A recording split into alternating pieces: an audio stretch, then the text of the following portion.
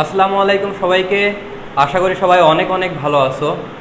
আজকে আমরা যে অধ্যায় নিয়ে আলোচনা করব সেটা হচ্ছে সরলরেখা। এবং সরলরেখা থেকে প্রতি বছর ঢাকা ইউনিভার্সিটিতে কোশ্চেন এসে থাকে। স্পেশালি একটা বা দুইটা এমসিকিউ আসে, এমনও হয়েছে 3 বা 4টা এমসিকিউ এসেছে কোনো বছরগুলোতে। সো আজকের ক্লাসটা খুব বেশি গুরুত্বপূর্ণ হবে। সো চেষ্টা করবা লাইভে উপস্থিত থাকার। ওয়ালাইকুম আসসালাম। আলহামদুলিল্লাহ, আমি অনেক অনেক ভালো আছি। ক্লাসটা একটু লেট হয়ে গেল, 5 মিনিট লেট হয়ে গেল। তো আমরা তাহলে শুরু করি আর কি। আর একটু ওয়েট করি, আর কয়েকজন জয়েন হোক, তারপরে আমরা শুরু করি।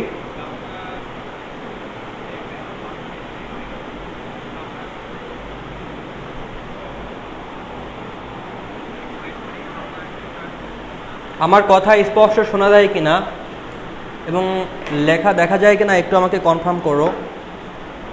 আমি একটু লিখি এখানে, দেখো দেখা যায় কিনা।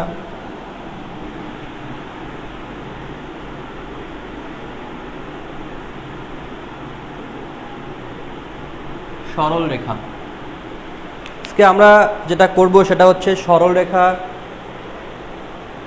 অধ্যায়টা করব।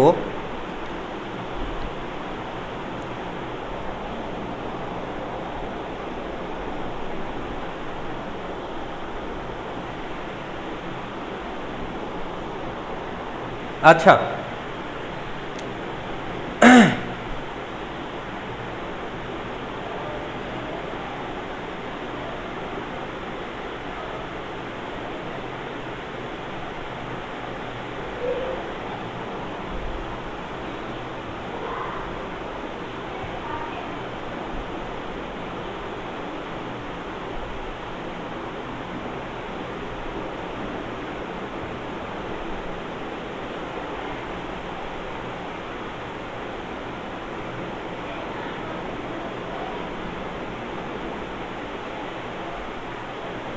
ওকে। তো তাহলে আমরা ক্লাসটা শুরু করতে পারি। আমরা প্রথমেই যে টাইপটা লিখব সেই টাইপটা হচ্ছে লিখবা যে স্থানাঙ্ক নির্ণয়। আমরা বিভিন্ন প্রকার স্থানাঙ্ক শিখব। ঢাকা ইউনিভার্সিটিতে যে এমসিকিউগুলো আসছে এবং স্থানাঙ্ক থেকে বেশ কোশ্চেন এসে থাকে ঢাকা ইউনিভার্সিটিতে। তো আমরা প্রথমেই যে টাইপটা লিখব সেটা হচ্ছে স্থানাঙ্ক নির্ণয়। সো আমরা একটু লিখে ফেলি, টাইপ 1 স্থানাঙ্ক নির্ণয়।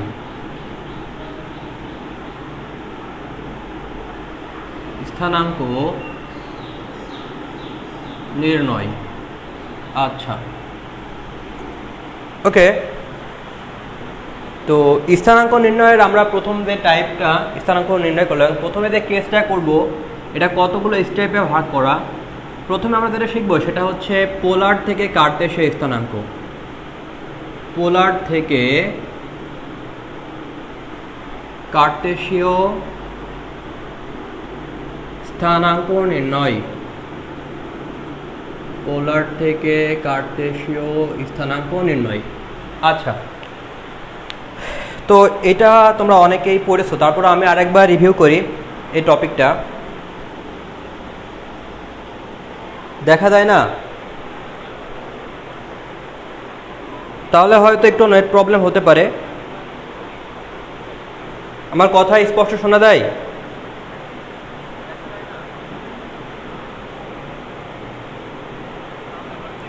আমার কথা কি স্পষ্ট শোনা যায় এবং দেখা যায়? আচ্ছা, ওকে, ফাইন। তাহলে আমরা পোলার থেকে কার্তেশীয় স্থানাঙ্ক শিখবো। দেখো, খেয়াল করি, আমরা একটা চতুর্ভাগ আঁকলাম এবং এই চতুর্ভাগে আমরা পোলার স্থানাঙ্ক দ্বারা বুঝবো হচ্ছে তোমার আর থিটা, আর কার্তেশীয় স্থানাঙ্ক হচ্ছে এক্স ওয়াই। অর্থাৎ পোলার থেকে যখন কার্তেশীয়তে আমাদের কনভার্ট করতে হবে, তার মানে হচ্ছে আর এবং থিটাকে আমরা এক্স এবং ওয়াই এর মাধ্যমে ডিনোট করব। সো আমি এটাকে বলে নিচ্ছি এক্স অ্যাক্সিস, এটা হচ্ছে মাইনাস এক্স অ্যাক্সিস, এটা হচ্ছে পজিটিভ ওয়াই অ্যাক্সিস, এটা হচ্ছে নেগেটিভ ওয়াই অ্যাক্সিস। ওকে, এখন একটু খেয়াল করো যে আমাদের এখান থেকে এটা হচ্ছে আমাদের ও মানে মূল বিন্দু। এখান থেকে আমি এতটুকু বলতেছি হচ্ছে এক্স আর এতটুকু হচ্ছে আমাদের ওয়াই। অ্যান্ড দেন এইটাকে আমরা বলতে হচ্ছে আর। এবার একটু খেয়াল করো, এইটা হচ্ছে আমাদের থিটা।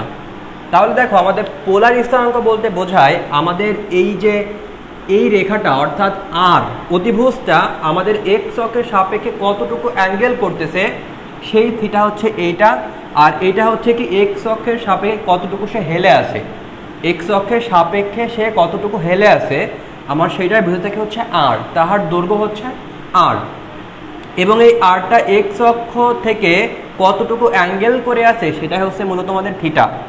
এবং আমরা যদি বুঝে থাকি যে ধরো এই যে একটা রেখা আছে, এই রেখার আমি যদি বলি লম্ব অভিক্ষেপ কত হবে, অভিক্ষেপ তোমরা হয়তো পড়েছো জিনিসটা, তো এই জিনিসটার অভিক্ষেপটা কি জানো? অভিক্ষেপটা হচ্ছে যে এই জিনিসটা এখানে আছে, এই জিনিসটা এখানে থাকার ফলে সে আনুভূমিক বরাবর সে কতটুকু ছায়া সৃষ্টি করবে। সে আমি যখন এরকম দিলাম তখন কিন্তু সে এই বরাবর এতটুকু ছায়ার সৃষ্টি করছে, রাইট? এবং আমরা এইটুকু বলতেছি সেই ভোজ যতটুকু ছায়া সৃষ্টি করছে আনুভূমিক বরাবর, এবং এই পয়েন্ট থেকে আমাদের এই পয়েন্টগুলো থাকছে ওয়াই। সো দেখো আমরা যখন একটা রেখা দিয়েছি এই বরাবর, তখন সে এতটুকু ছায়া সৃষ্টি করতেছে, এই ছায়ার দৈর্ঘ্য হচ্ছে বলতেছি এক্স, এবং এই বিন্দু থেকে এই বিন্দুর যে লম্ব দূরত্ব আছে সেটাকে বলে থাকছি আমরা ওয়াই। সো আমরা আর থিটা এক্স ওয়াইয়ের মিনিংটা বুঝে নিলাম। এবার আমরা সূত্র কয়টা লিখে দেখো, আমাদের প্রথমে আর এবং থিটাকে এক্স এবং ওয়াইয়ের মাধ্যমে কনভার্ট করতে হবে। সো আমি নর্মালি এখানে যদি তোমার কস থিটা ইউজ করি তাহলে কি হয় দেখো তো, আমি যদি এখানে কস থিটা ইউজ করি তাহলে আমাদের যে ফর্মুলাটা পাবো সেটা হচ্ছে আর বাই এক্স। তাহলে আর ইকুয়াল টু পাবো হচ্ছে এক্স কস থিটা।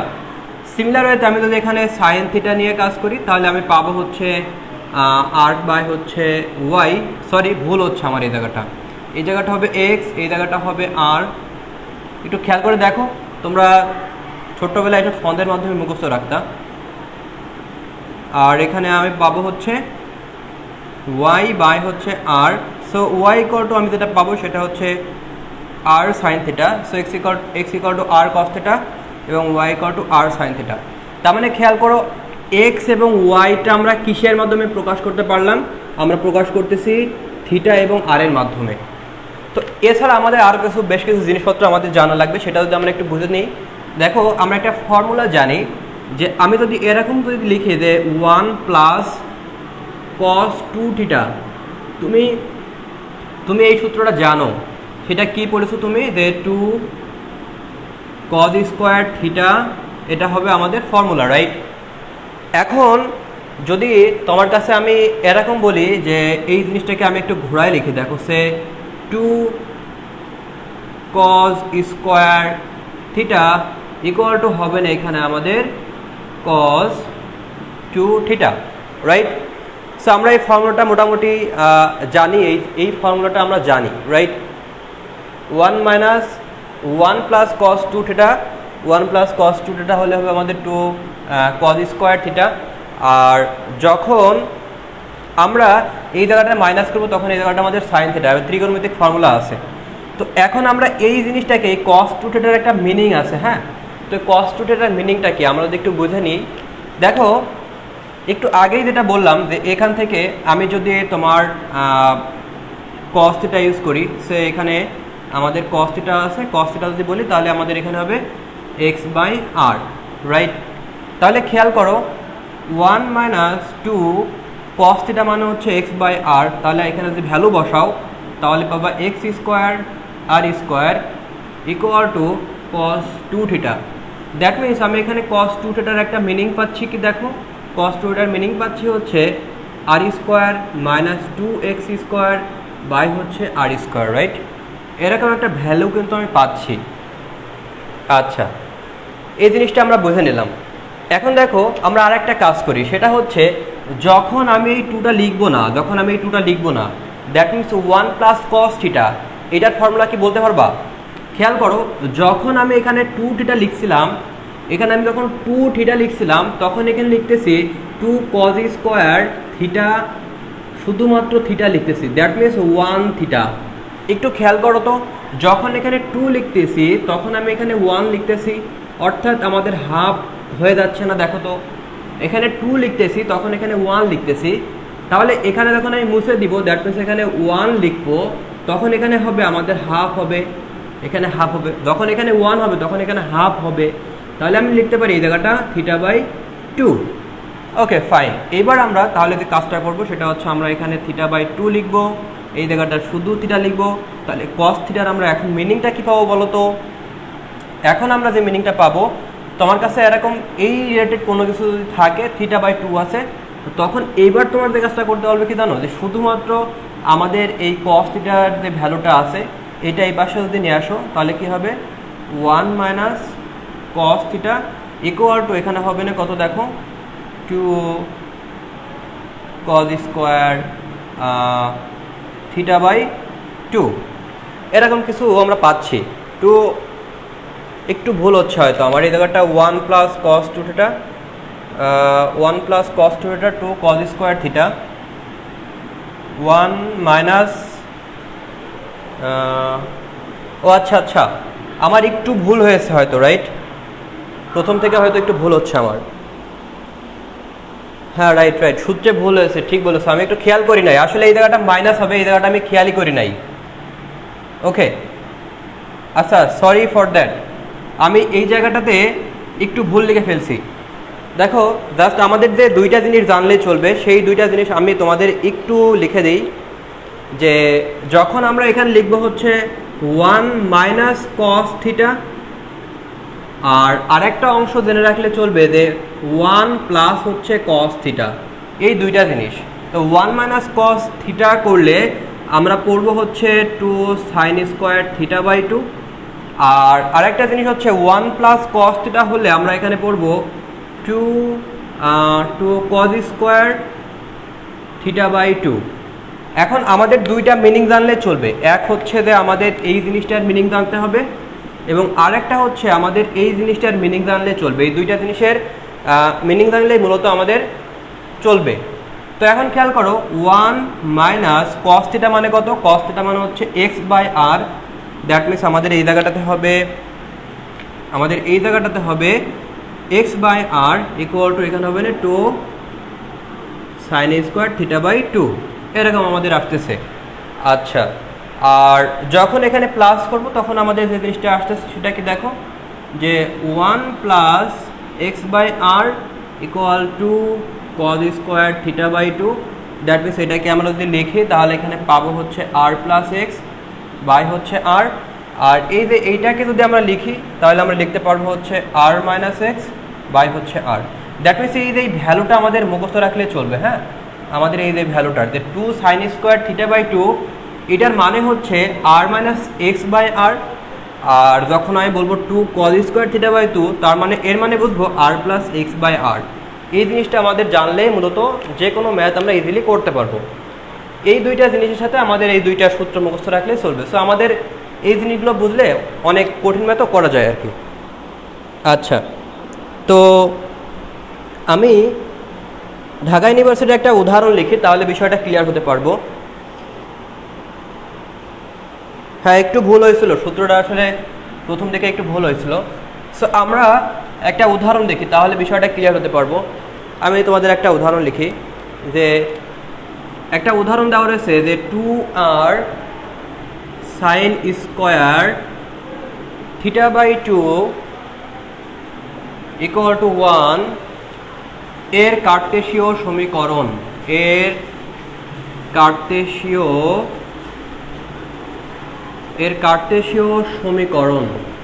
সো আমরা এই জিনিসটার কার্টেসীয় সমীকরণটা আসলে কীভাবে পাবো খেয়াল করো। এইটার কার্টেসীয় সমীকরণ আমরা কীভাবে পেতে পারি খেয়াল করো। আমাদের এখানে দেওয়া রয়েছে 2r sin square θ/2 equal to 1। আমরা একটু আগেই দেখলাম যে 2 sin স্কোয়ার θ/2 এর মানে হচ্ছে r minus x by r। তাহলে একটা কাজ করি, সেটা হচ্ছে এই rটাকে বাইরে নিয়ে আসে, এই 2টা এখানে নিয়ে যাই, 2 sin স্কোয়ার θ/2 ইকুয়াল 1।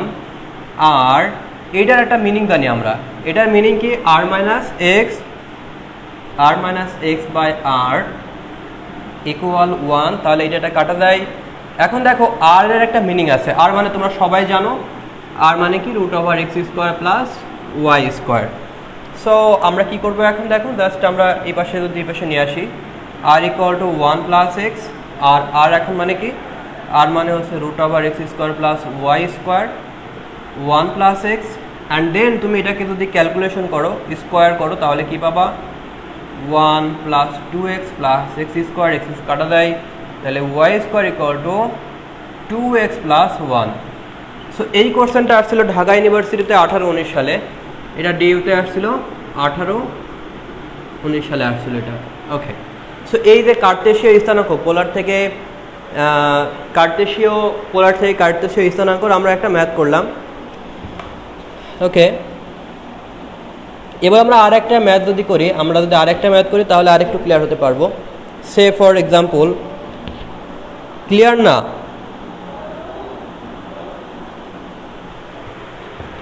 আমি জাস্ট কী করলাম, এই ইকুয়েশনটা এখানে বসালাম, বসানোর পরে আমি আরটা বাইরে নিয়ে আসলাম, বাইরে নিয়ে আসার পরে 2 সাইন স্কোয়ার থিটা বাই 2 লিখলাম। এখানে দেখতে পারলাম যে 2 সাইন স্কোয়ার থিটা বাই 2 মানে হচ্ছে আর মাইনাস এক্স বাই আর, সেই ভ্যালুটা ভাই এখানে বসালাম, বসানোর পরে কাটা দিয়ে দিলাম। এবার আরটা এখানে রাখলাম, এই 1 মাইনাস এক্স আছে, এই মাইনাসটা এই পাশে নিয়ে আসলাম, প্লাস হলো, আর এর ভ্যালুটা বসাই দিলাম, অ্যান্ড দেন আমরা বর্গ করলাম, বর্গ করার পরে আমরা একটা ভ্যালু পেলাম, দ্যাটস ইট। আচ্ছা, ওকে, ক্লিয়ার দেখতে পারছো না? ওকে, তাহলে এবার আমরা পোলার স্থানাঙ্ক থেকে কার্টেশীয় স্থানাঙ্কের জন্য আমরা আরেকটা ম্যাথ করতে পারি।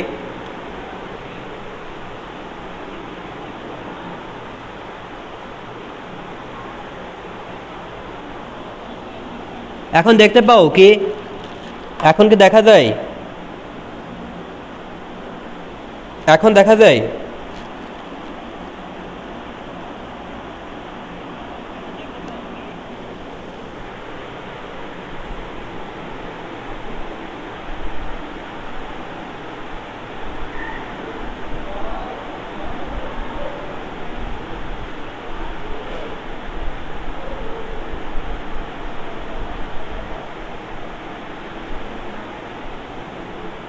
এখন দেখা যায়?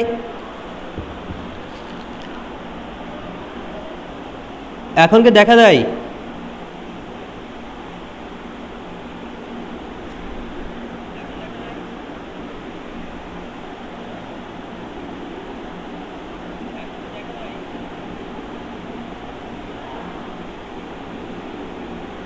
আচ্ছা, ওকে ফাইন, তাহলে আমরা নেক্সট একটা উদাহরণ দেখি, তাহলে আমরা আরেকটু ক্লিয়ার হতে পারবো। এটা গেল আর কি ফরম্যাট চেঞ্জ করার ব্যাপার। এবার আমরা নর্মাল যে ইকুয়েশন আছে সেই ইকুয়েশন থেকে যদি আমরা করি, তাহলে দেখো যে ঢাকা ইউনিভার্সিটির আরেকটা উদাহরণ যদি দেখি, যে আমাদের পোলার স্থানাঙ্ক দেওয়া রয়েছে 3 আর 150 ডিগ্রি। আমাদের এটা বলতেছে যে কার্টেশীয় স্থানাঙ্ক কত হবে। আমাদের ম্যাথে দেওয়া রয়েছে এইটা, পোলার স্থানাঙ্ক দেওয়া রয়েছে, আমাদের এক্স এবং ওয়াই বের করতে হবে, অর্থাৎ কার্টেশীয় স্থানাঙ্ক বের করতে হবে। তো আমরা কার্টেশীয় স্থানাঙ্কর যে সূত্রটা জানি সেটা হচ্ছে আর কস থিটা, এবং দেখো আর মানে হচ্ছে আমাদের 3 কস, আর থিটা মানে হচ্ছে 150 ডিগ্রি। এবার খেয়াল করো 3 কস, এটাকে তুমি যদি দেখো 90 প্লাস 1 প্লাস 60 ডিগ্রি, তাহলে এবার একটু খেয়াল করো 3, যেহেতু এখানে 90-এর বেজোড় গুণিতক আছে, তাই আমরা এখানে লিখবো হচ্ছে সাইন, এখানে হবে 60 ডিগ্রি, কিন্তু এই জায়গাটা মাইনাস হবে, কারণ কি দেখো যখন 90 ডিগ্রি প্লাস 1, তার মানে সেটা কিন্তু এই ঘরে, আর এই ঘরে কি হয়, এই ঘর তো সাইনের ঘর না, সরি কজের ঘর না, তাহলে এই জায়গাটা হবে একটা মাইনাস। মাইনাস দেওয়ার ফলে 3 আর এখানে মাইনাস √3/2, সো 3 √3/2, এটা আমাদের এখানে মাইনাস আসতেছে। আর যখন আমি y = r sin θ করব, r হচ্ছে 3, এটা হচ্ছে আমাদের r এর ভ্যালু, এটা হচ্ছে আমাদের থিটার ভ্যালু, এবং থিটা হচ্ছে 150 ডিগ্রি, মানে সাইন 150 ডিগ্রি। তো 150 ডিগ্রিকে আমরা যদি একটু ক্যালকুলেট করি, 90 ডিগ্রি গুণ 1 প্লাস হচ্ছে 60 ডিগ্রি। সো এটাকে আমরা কিভাবে লিখতে পারি, 3, দেখো এখানে 90 ডিগ্রি প্লাস 1 আছে, বেজোড় গুণিতক আছে, তাই সাইনটা হয়ে যাবে কস 60 ডিগ্রি, কিন্তু এখানে পজিটিভ হবে, কারণ দেখো এটা কিন্তু আমাদের নিজস্ব সাইনের নিজস্ব ঘর, তো এটা কিন্তু সাইনের নিজস্ব ঘর, তাই আমরা এখানে পজিটিভ কজ লিখব। সো 3 ইন্টু হাফ, সো এটা হবে 3/2। সো আমাদের যে স্থানাঙ্কটা আসতেছে সেটা হচ্ছে -3√3/2 আর একটা হচ্ছে 3/2। সো এটা আমাদের উত্তর। এবং এই কোশ্চেনটা আসছিল ঢাকা ইউনিভার্সিটিতে 15-16 সালে, এটা আসছিল ডিইউতে 15-16 সালে আসছিল। ওকে, সো আমরা পোলার থেকে কার্তেশীয় স্থানাঙ্ক বুঝলাম এখানে, এবং এখান থেকে ম্যাথ শিখলাম। সো এবার আমরা আরেকটা জিনিস শিখব। হ্যাঁ, না কোথায় আছে? ওকে, তাহলে এবার আমরা যেটা করব সেটা হচ্ছে যে কার্তেশীয় থেকে পোলার স্থানাঙ্ক নির্ণয়। সো আমরা এখন কেস 2 দেখব। কেস 2 কার্তেশীয়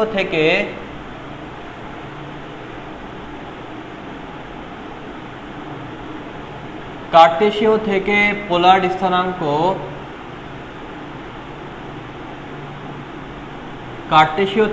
স্থানাঙ্ক নির্ণয়। তার মানে এখন আমরা যেটা করব যে আমাদের এক্স ওয়াই দেওয়া থাকবে, এক্স ওয়াইকে আমরা আর এবং থিটার মাধ্যমে প্রকাশ করব। তাহলে এখন আমরা কিভাবে করতে পারি দেখো। তো তোমাদের যাদের মডুলাস ও আর্গুমেন্ট সম্পর্কে ভালো ধারণা আছে, আই গেস তোমরা এটা ভালো পারবা। সো আমি তাও লিখি সূত্রগুলো, প্রথম ক্লাসে তোমাদের লিখে দিয়েছিলাম আমি, তো সেটাই আমি আরেকবার রিকল করব। দেখো তোমরা জানো যে এই ঘরে মানে এক্স এবং ওয়াইকে যখন আমরা আর এবং থিটার মাধ্যমে কনভার্ট করব, যেখানে আর এর ফর্মুলা সবসময় সেম, আর এর ফর্মুলা অলওয়েজ সেম থাকবে, সেটা কি আমাদের এক্স স্কোয়ার প্লাস হচ্ছে ওয়াই স্কোয়ার। আর এর ভ্যালু আমাদের চেঞ্জ হবে না। ওকে, আচ্ছা, আর এর ভ্যালুটা আমাদের চেঞ্জ হবে না। তো এখন দেখো যে আমাদের আর এর ভ্যালুটা হচ্ছে এটা, আর আমাদের থিটা ভ্যালুটা বিভিন্ন ঘরে বিভিন্ন রকম হবে। আমি যদি প্রথম ঘরের কথা বলি, তোমরা জানো সেটা যে থিটা ইকুয়াল টু হবে আমাদের tan ইনভার্স মডুলাস y/x।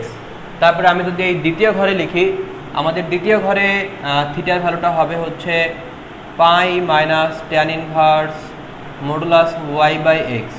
সেটা কিভাবে হয়? সো আমরা অনেক আগেই কিন্তু এটা লিখছি, প্রথম ক্লাসে কিন্তু বোঝা দিয়েছিলাম এবং বলছিলাম যে প্রথম দিন লেকচারে আমি বলছিলাম যে এইটা যদি আমাদের প্রথম ঘরে এটা হয়, তাহলে যখন আমি এই ঘরে ব্যাক করব তখন আমাদের পুরো জিনিসটা সেম থাকবে, শুধুমাত্র এখানে মাইনাস দিলে চলবে, অর্থাৎ tan ইনভার্স মাইনাস y/x। এবং থিটার আর একটা ভ্যালু হচ্ছে, দেখো এখান থেকে যখন পুরো ঘুরে আসবা তখন 2π, কিন্তু 2π এর থেকে কিছু কম হবে, সেই কিছু কম ভ্যালু হচ্ছে tan ইনভার্স আমাদের এখানে y/x। আচ্ছা, এরপরে দেখো যখন আমি এই ঘরে করব তখন এই ঘরে হবে আমাদের theta equal to pi plus কোনো অংশ বাড়বে, পাই প্লাস কিছু অংশ বাড়বে, সেই বাড়া অংশটা কি tan ইনভার্স y/x। এবং আরেকটা ভ্যালু হচ্ছে আমাদের উপরে যদি এই ভ্যালুটা হয় তাহলে নিচে সেম জিনিস, শুধুমাত্র পুরো জিনিসের আগে আমাদের মাইনাস দিলে চলবে। সো জিনিসটা হবে এমন। সো আমি কিন্তু এটা লিখে দিয়েছিলাম, প্রথম দিন লিখে দিয়েছিলাম এবং তোমরা জানো এটা। তাহলে দেখো আমরা আর এর ভ্যালু সবসময় সেম পেলাম, আর থিটার ভ্যালু আছে মডুলাস y/x। সেম জিনিস যখন নিচে লিখবো তখন এখানে মাইনাস দিয়ে লিখতে হবে। এবং আরেকটা জিনিস যখন আমি পুরো ঘুরে আসবো তখন 2π এর থেকে আমাদের কিছু অংশ বাদ যাবে। যখন আমি এই ঘরে করব তখন পাই মাইনাস হবে, কারণ দেখো এটা হচ্ছে পাই মাইনাস মানে কি, সে এতটুকু হচ্ছে পাই, মাইনাস মানে কি, তার মানে এই ঘরে মাইনাস মানে কি সে ক্রস করতে পারে না, এই ঘরকে ক্রস করতে পারে না, তাই আমরা এটা লিখতেছি। অ্যান্ড দেন দেখো যে আমরা যখন এই ঘরে লিখতেছি তখন আমাদের এই জায়গাটা হবে কি পাই প্লাস, কারণ সেটা এই ঘরকে ক্রস করতেছে, যতটুকু বাড়তেছে সেই অংশটা হচ্ছে এটা। এবং আরেকটা ভ্যালু হচ্ছে যে বলছিলাম যে ঘড়ি কাটার দিকে ঘুরলে আমাদের আরেকটা ভ্যালু পাই এটা, অর্থাৎ আমি উপরে যে ভ্যালু পাইছি সেম ভ্যালু, শুধুমাত্র মাইনাস দিলে হবে। সো আমরা কয়েকটা উদাহরণ দেখব, তাহলে বিষয়টা ক্লিয়ার হতে পারবো। আচ্ছা, তো ঢাকা ইউনিভার্সিটিতে আসছে এরকম যদি উদাহরণ আমরা দেখি, যদিও ঢাকা ইউনিভার্সিটিতে এই টাইপটা খুব বেশি ইম্পর্টেন্ট না, আমাদের পোলার থেকে মূলত কার্তেশীয়টা আসে, কার্তেশীয় থেকে পোলারটা আসলে খুব বেশি আসে না।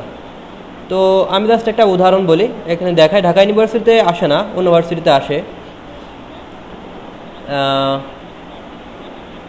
ধরো উদাহরণ কালেক্ট করতে হবে। আচ্ছা, তো আমি একটা উদাহরণ দিই যে আমার কাছে দেওয়া রয়েছে -1 এবং -√3। -1 এবং -√3-কে আমাদের পোলার স্থানাঙ্কে প্রকাশ করতে হবে, তার মানে আর এবং থিটার মাধ্যমে প্রকাশ করতে হবে। তাহলে খেয়াল করো আমরা এটা কিভাবে করতে পারবো। আমরা যেভাবে করতে পারবো সেটা হচ্ছে যে দেখো আর মানে কি, আর মানে √(-1) স্কোয়ার প্লাস -√3 স্কোয়ার। সো আমি যদি ক্যালকুলেট করি এখানে হবে না 1, এখানে হবে না 3, সো √4 = আমরা এখানে পাবো হচ্ছে 2। আর যখন আমরা থিটা করব তখন এটা কোন চতুর্ভাগে দেখো তো, আমাদের এই ঘরটা জানো যে এই ঘরটা পজিটিভ পজিটিভ, এই ঘরটা মাইনাস পজিটিভ, এই ঘরটা মাইনাস মাইনাস, এই ঘরটা হচ্ছে পজিটিভ নেগেটিভ। সো আমরা কিন্তু বুঝতে পারছি যে আমাদের এই ভ্যালুটা মূলত আমাদের তৃতীয় চতুর্ভাগে আছে। তো তৃতীয় চতুর্ভাগের জন্য আমরা যে সূত্রটা জানি সেটাকে তুমি এইটা ইউজ করতে পারো অথবা এইটা। অপশনে দেখবা যে কোনটা আছে, অপশন দেখবা, ঠিক আছে। অপশনে দেখবা যে কখনো কখনো এইটাতে করলে উত্তর পাবা, যদি এইটাতে করে উত্তর না পাও তাহলে এইটাতে করবা, যে কোনো একটাতে করলে তুমি উত্তরটা পাবা। ডাবল উত্তর থাকবে না, একটা উত্তর থাকবে।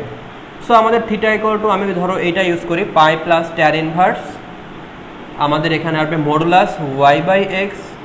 সো আমরা যদি ক্যালকুলেট করি পাই plus tan inverse modulus y মানে হচ্ছে -√3 আর x মানে হচ্ছে -1। যেহেতু এখানে মডুলাস ইউজ করতেছি তাই আমাদের নেগেটিভটা উঠে যাবে।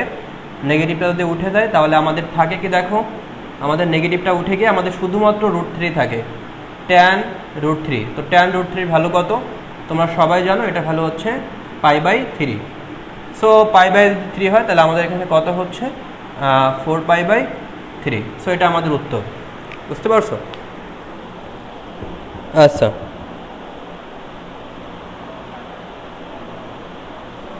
আর এবং পাই একই রকম লাগে। আমি তো আর দিয়েছি এইভাবে আর পাইটা হচ্ছে এইভাবে। ওকে ঠিক আছে, আমি আরটা এইভাবে লিখব তাহলে তোমাদের বুঝতে সুবিধা হবে।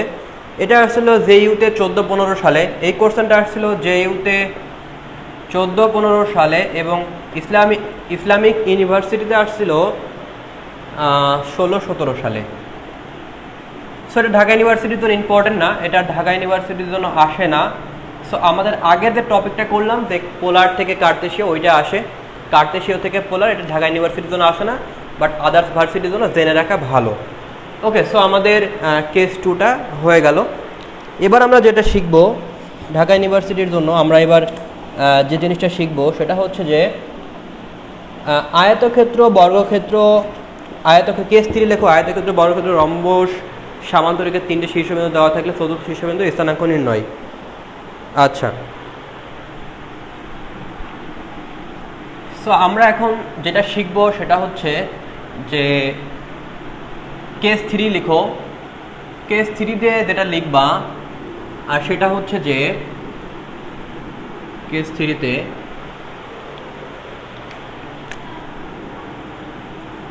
লিখবা হচ্ছে আয়তক্ষেত্র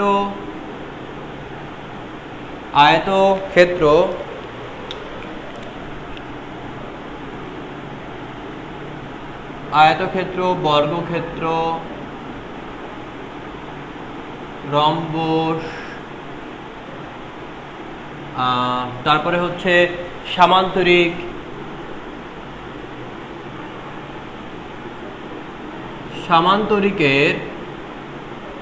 3টি শীর্ষবিন্দু দেওয়া থাকলে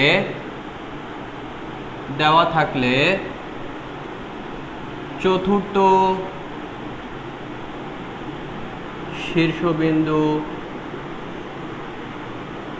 নির্ণয়।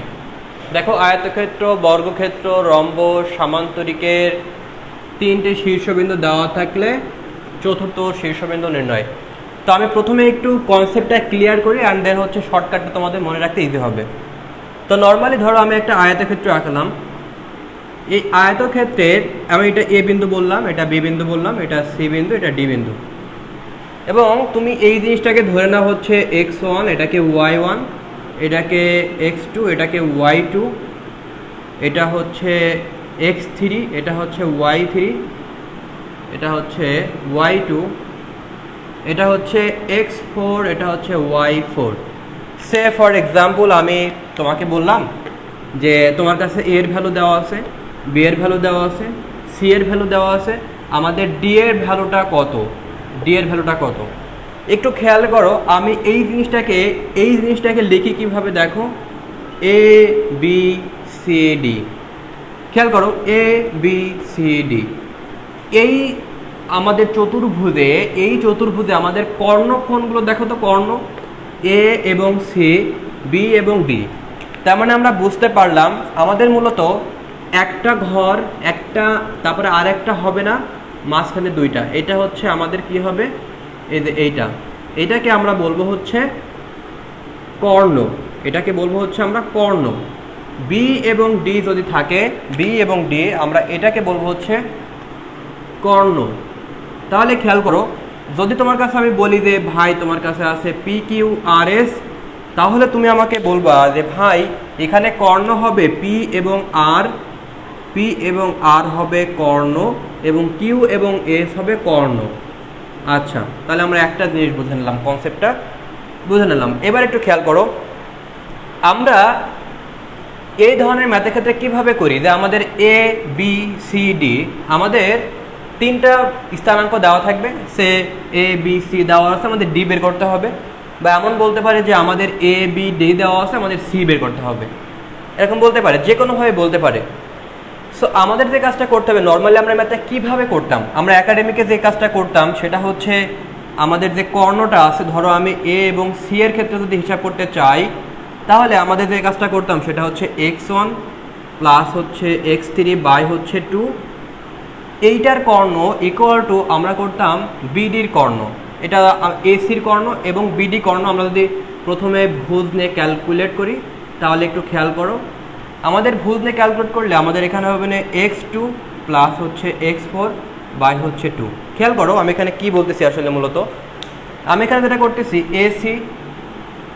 এসি এবং বিডির ভুজ নিয়ে কাজ করতেছি। এসি কি করলাম, আমাদের যে এই পয়েন্টটা দেখো, এটার ক্ষেত্রেও সেম, এটার ক্ষেত্রেও সেম। সো আমরা যে কাজটা করতেছি সেটা হচ্ছে x1 প্লাস হচ্ছে x3 বাই হচ্ছে 2, অ্যান্ড দেন হচ্ছে x2 প্লাস x4। সো আমরা এটা পেলাম। এবার একটু খেয়াল করো, সে আমাদের এখান থেকে 2 কাটা যাবে, আমি চাচ্ছি x4 বের করতে, তাহলে x4 হবে আমাদের যে কাজটা হবে সেটা হচ্ছে x1 প্লাস হচ্ছে x3 মাইনাস x2। এবার একটু খেয়াল করো, এখানে গভীর রহস্য লুকায়িত আছে, সেটা হচ্ছে যে আমি যখন x4 বের করতেছি, তখন ঠিক এই কর্ণ বরাবর দেখো, আমি যখন x4 বের করতেছি তখন এই কর্ণ বরাবর x2টা আমাদের বিয়োগ হচ্ছে, এবং বাকি যে দুইটা আছে x1 এবং x3 আমাদের যোগ হচ্ছে, রাইট? খেয়াল করো, একটু চিন্তা করো যে আমি যখন x4 বের করতেছি তখন ঠিক তার কর্ণ বরাবর আমাদের এটা বিয়োগ হচ্ছে, বাকি দুইটা যোগ হচ্ছে। সে ফর এক্সাম্পল আমি যদি তোমাকে বলি যে ভাই তুমি x3 বের করো, তো তুমি x3 কীভাবে বের করো আমাকে বলবা, তুমি বলবো যে ভাই এটা তো x3 আমি বের করতেছি, তাহলে ঠিক এর বিপরীত বরাবর আমাদের x1টা বিয়োগ হবে, x1টা যদি বিয়োগ হয় তাহলে আমাদের x2 আর x4 যোগ হবে, মাইনাস আমাদের যেটা হবে x1, রাইট? সে আমি তোমাকে বললাম যে ভাই তুমি x2 বের করো, তুমি বলবো যে ভাই x2 আমি বের করবো ঠিকই, তাহলে আমাদের ঠিক কর্ণ বরাবর আমাদের এই ভুজটা বিয়োগ হবে, তাহলে x4টা বিয়োগ হবে, তাহলে বাকি দুইটা যোগ হবে, তাহলে আমি বলবো হচ্ছে x1 প্লাস হচ্ছে x3 মাইনাস x4। বুঝতে পারছো বিষয়টা? তাহলে আমরা ভুজ কিন্তু এভাবে লিখতে পারছি। এবার একটু আসি কোটির ক্ষেত্রে। এবার আমাদের কাজটা করব সেটা হচ্ছে সিমিলারলি আমরা যে কাজটা করব সেটা হচ্ছে আমরা কোটির ক্ষেত্রে করতে পারি, কোটির ক্ষেত্রে। সো কোটির ক্ষেত্রে আমরা কিভাবে করব? কোটির ক্ষেত্রে একদম সেম, শুধু আমি যদি তোমাকে বলি যে y4 বের করো ভাই, তুমি বলবা যে y4 যদি বের করি তাহলে ঠিক এই বরাবর কর্ণ বরাবর আমাদের এই জিনিসটা বিয়োগ হবে, তাহলে বাকি দুইটা যোগ হবে। বাকি দুইটা যোগ মানে কি দেখো, আমি এখানে লিখবো হচ্ছে y1 প্লাস হচ্ছে y3 মাইনাস y2। আমি যদি তোমাকে বলি যে ভাই তুমি y3 বের করো, y3 না সেম বললাম যে y1 বের করো, আমি যদি তোমাকে বলি y1 বের করো, তাহলে তুমি বলবো যে ভাই এইটার বিপরীত বরাবর এইটা বিয়োগ হয়ে যাবে, আর বাকি যে কর্ণটা আছে সেটা কি করতে হবে, যোগ হবে, y4 মাইনাস y3। তার মানে আমরা এটা বুঝতে পারলাম যে আমাদের যদি এই জায়গাটা একটু খেয়াল করে, আমি যখন x4 বের করতেছি, তার মানে আমাদের যখন ডি বিন্দুর স্থানাঙ্ক বের করতে বলা হচ্ছে তখন এই কর্ণ দুটা আমাদের যোগ করা লাগতেছে। অর্থাৎ যখন ডি বিন্দু বের করতে বলা হবে তখন ঠিক তার বিপরীত কর্ণের যে ভুজটা আছে সেই ভুজটা বিয়োগ করতে হবে, আর বাকি যে দুইটা কর্ণ আছে সেই দুইটা যোগ করতে হবে। সিমিলার ওয়েতে যদি তোমাকে কখনো বলা হয় যে কিউ বিন্দুর স্থানাঙ্ক বের করো, তখন তুমি যেটা করবা পি বিন্দু এবং আর বিন্দুর ভুজ যোগ করবা, এস বিন্দুর বিয়োগ করে দিবা। That's it. সেই কনসেপ্টটা যদি থাকে তাহলে আমরা মোটামুটিভাবে যে কোনো ম্যাথ করতে পারবো। আমরা ঢাকা ইউনিভার্সিটির একটা উদাহরণ যদি দেখি, ঢাকা ইউনিভার্সিটির একটা উদাহরণ আমি একটু মুছে দিই। ঢাকা ইউনিভার্সিটির একটা উদাহরণ আসলে এরকম যে তোমার কাছে দেওয়া রয়েছে পি হচ্ছে 25 আর কিউ হচ্ছে 59, কিউ হচ্ছে 59 আর হচ্ছে যে এবং এস হচ্ছে 68 বিন্দু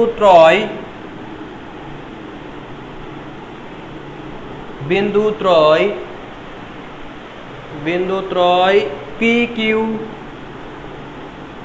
আর এস রম্বসের। আরেকটা কথা বলে নিই যে আমি যেটা আয়তক্ষেত্রের জন্য শিখালাম সেটা বর্গক্ষেত্র বলো, রম্বস বলো, সামান্তরিক বলো, সব ক্ষেত্রে সেম রুলস। রম্বসের শীর্ষবিন্দু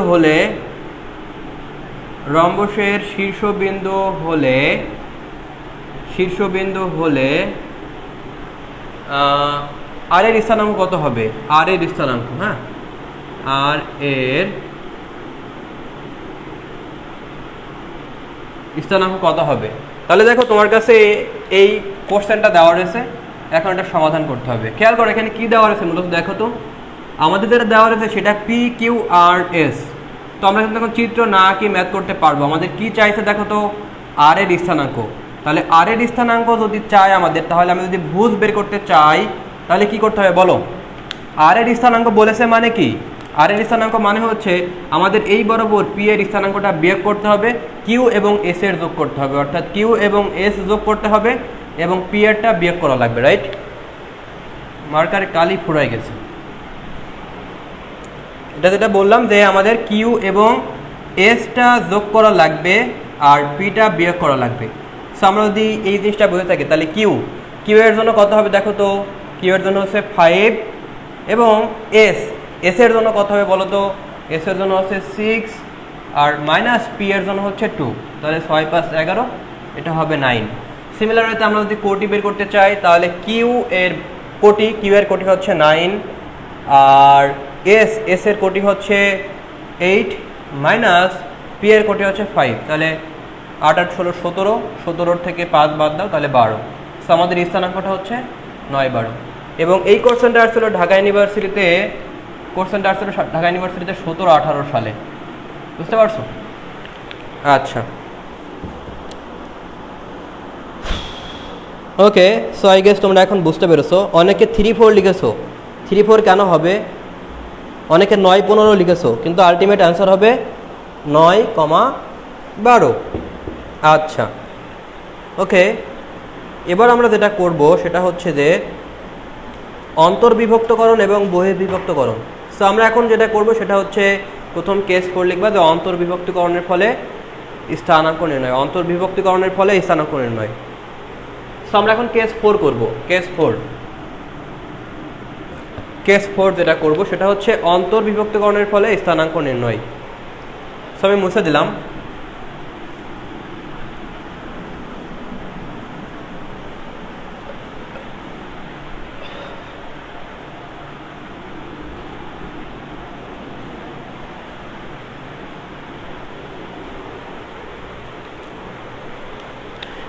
অন্তর্বিভক্তিকরণের ফলে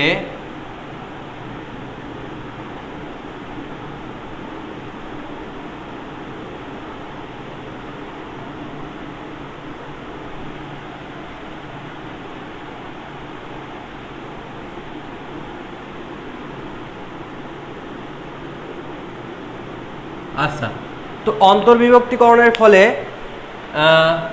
স্থানাঙ্ক নির্ণয়। তো এটার জন্য আমরা শর্ট ট্রিক্সের থেকে আমরা যদি সূত্রটা একটু বুঝে পড়ি তাহলে ইজি হবে। খেয়াল করো যে আমি এখানে বলে নিলাম হচ্ছে x1 y1, আর এই জায়গাটা বললাম হচ্ছে ধরো তোমার x2 y2, এবং এখানে আমি কোনো একটা অংশ ধরে নিলাম যে আমাদের এতটুকু হচ্ছে m1 আর এতটুকু হচ্ছে m2। সো আমরা এটাকে বলে নিলাম হচ্ছে এতটুকু, এত অনুপাতে আমাদের বিভক্তি করছে। অন্তর্বিভক্তিকরণ মানে কি? অন্তর্বিভক্তিকরণের মানে হচ্ছে মাঝে, মাঝে বোঝায়, বাইরে না, ঠিক আছে? বহির্বিভক্তিকরণ মানে হচ্ছে বাইরে, অন্তর্বিভক্তিকরণ মানে হচ্ছে মাঝে। তাহলে দেখো আমরা এই বিন্দুটাকে আমরা ধরে নেব হচ্ছে x এবং y, এবং এই যে অনুপাতটা সেটা হচ্ছে m1 m2। খেয়াল করো আমরা যখন x বের করব তখন কি হয় বের করব, দেখো x বের করার একটা সিস্টেম আছে, সেটা একটু যদি তোমাদের বোঝাই। মাথায় রাখবা যে সবসময় তুমি m1 আর m2 নিবা।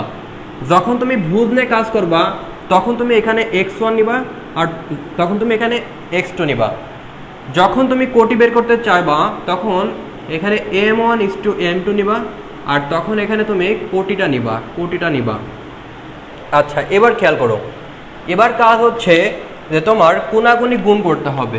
খেয়াল করো, কোনাকুনি যদি গুণ করো তাহলে কি হবে, আমাদের যে x এর যে ভ্যালুটা সেটা হবে কি, দেখো আমাদের ভ্যালুটা হবে m1 x2 প্লাস, আমরা যখন অন্তর্বিভক্তকরণ করবো তখন এখানে প্লাস, আর এই জায়গাটা হবে হচ্ছে m2 x1 বাই এই দুইটার যোগফল, এখানে m1 প্লাস m2।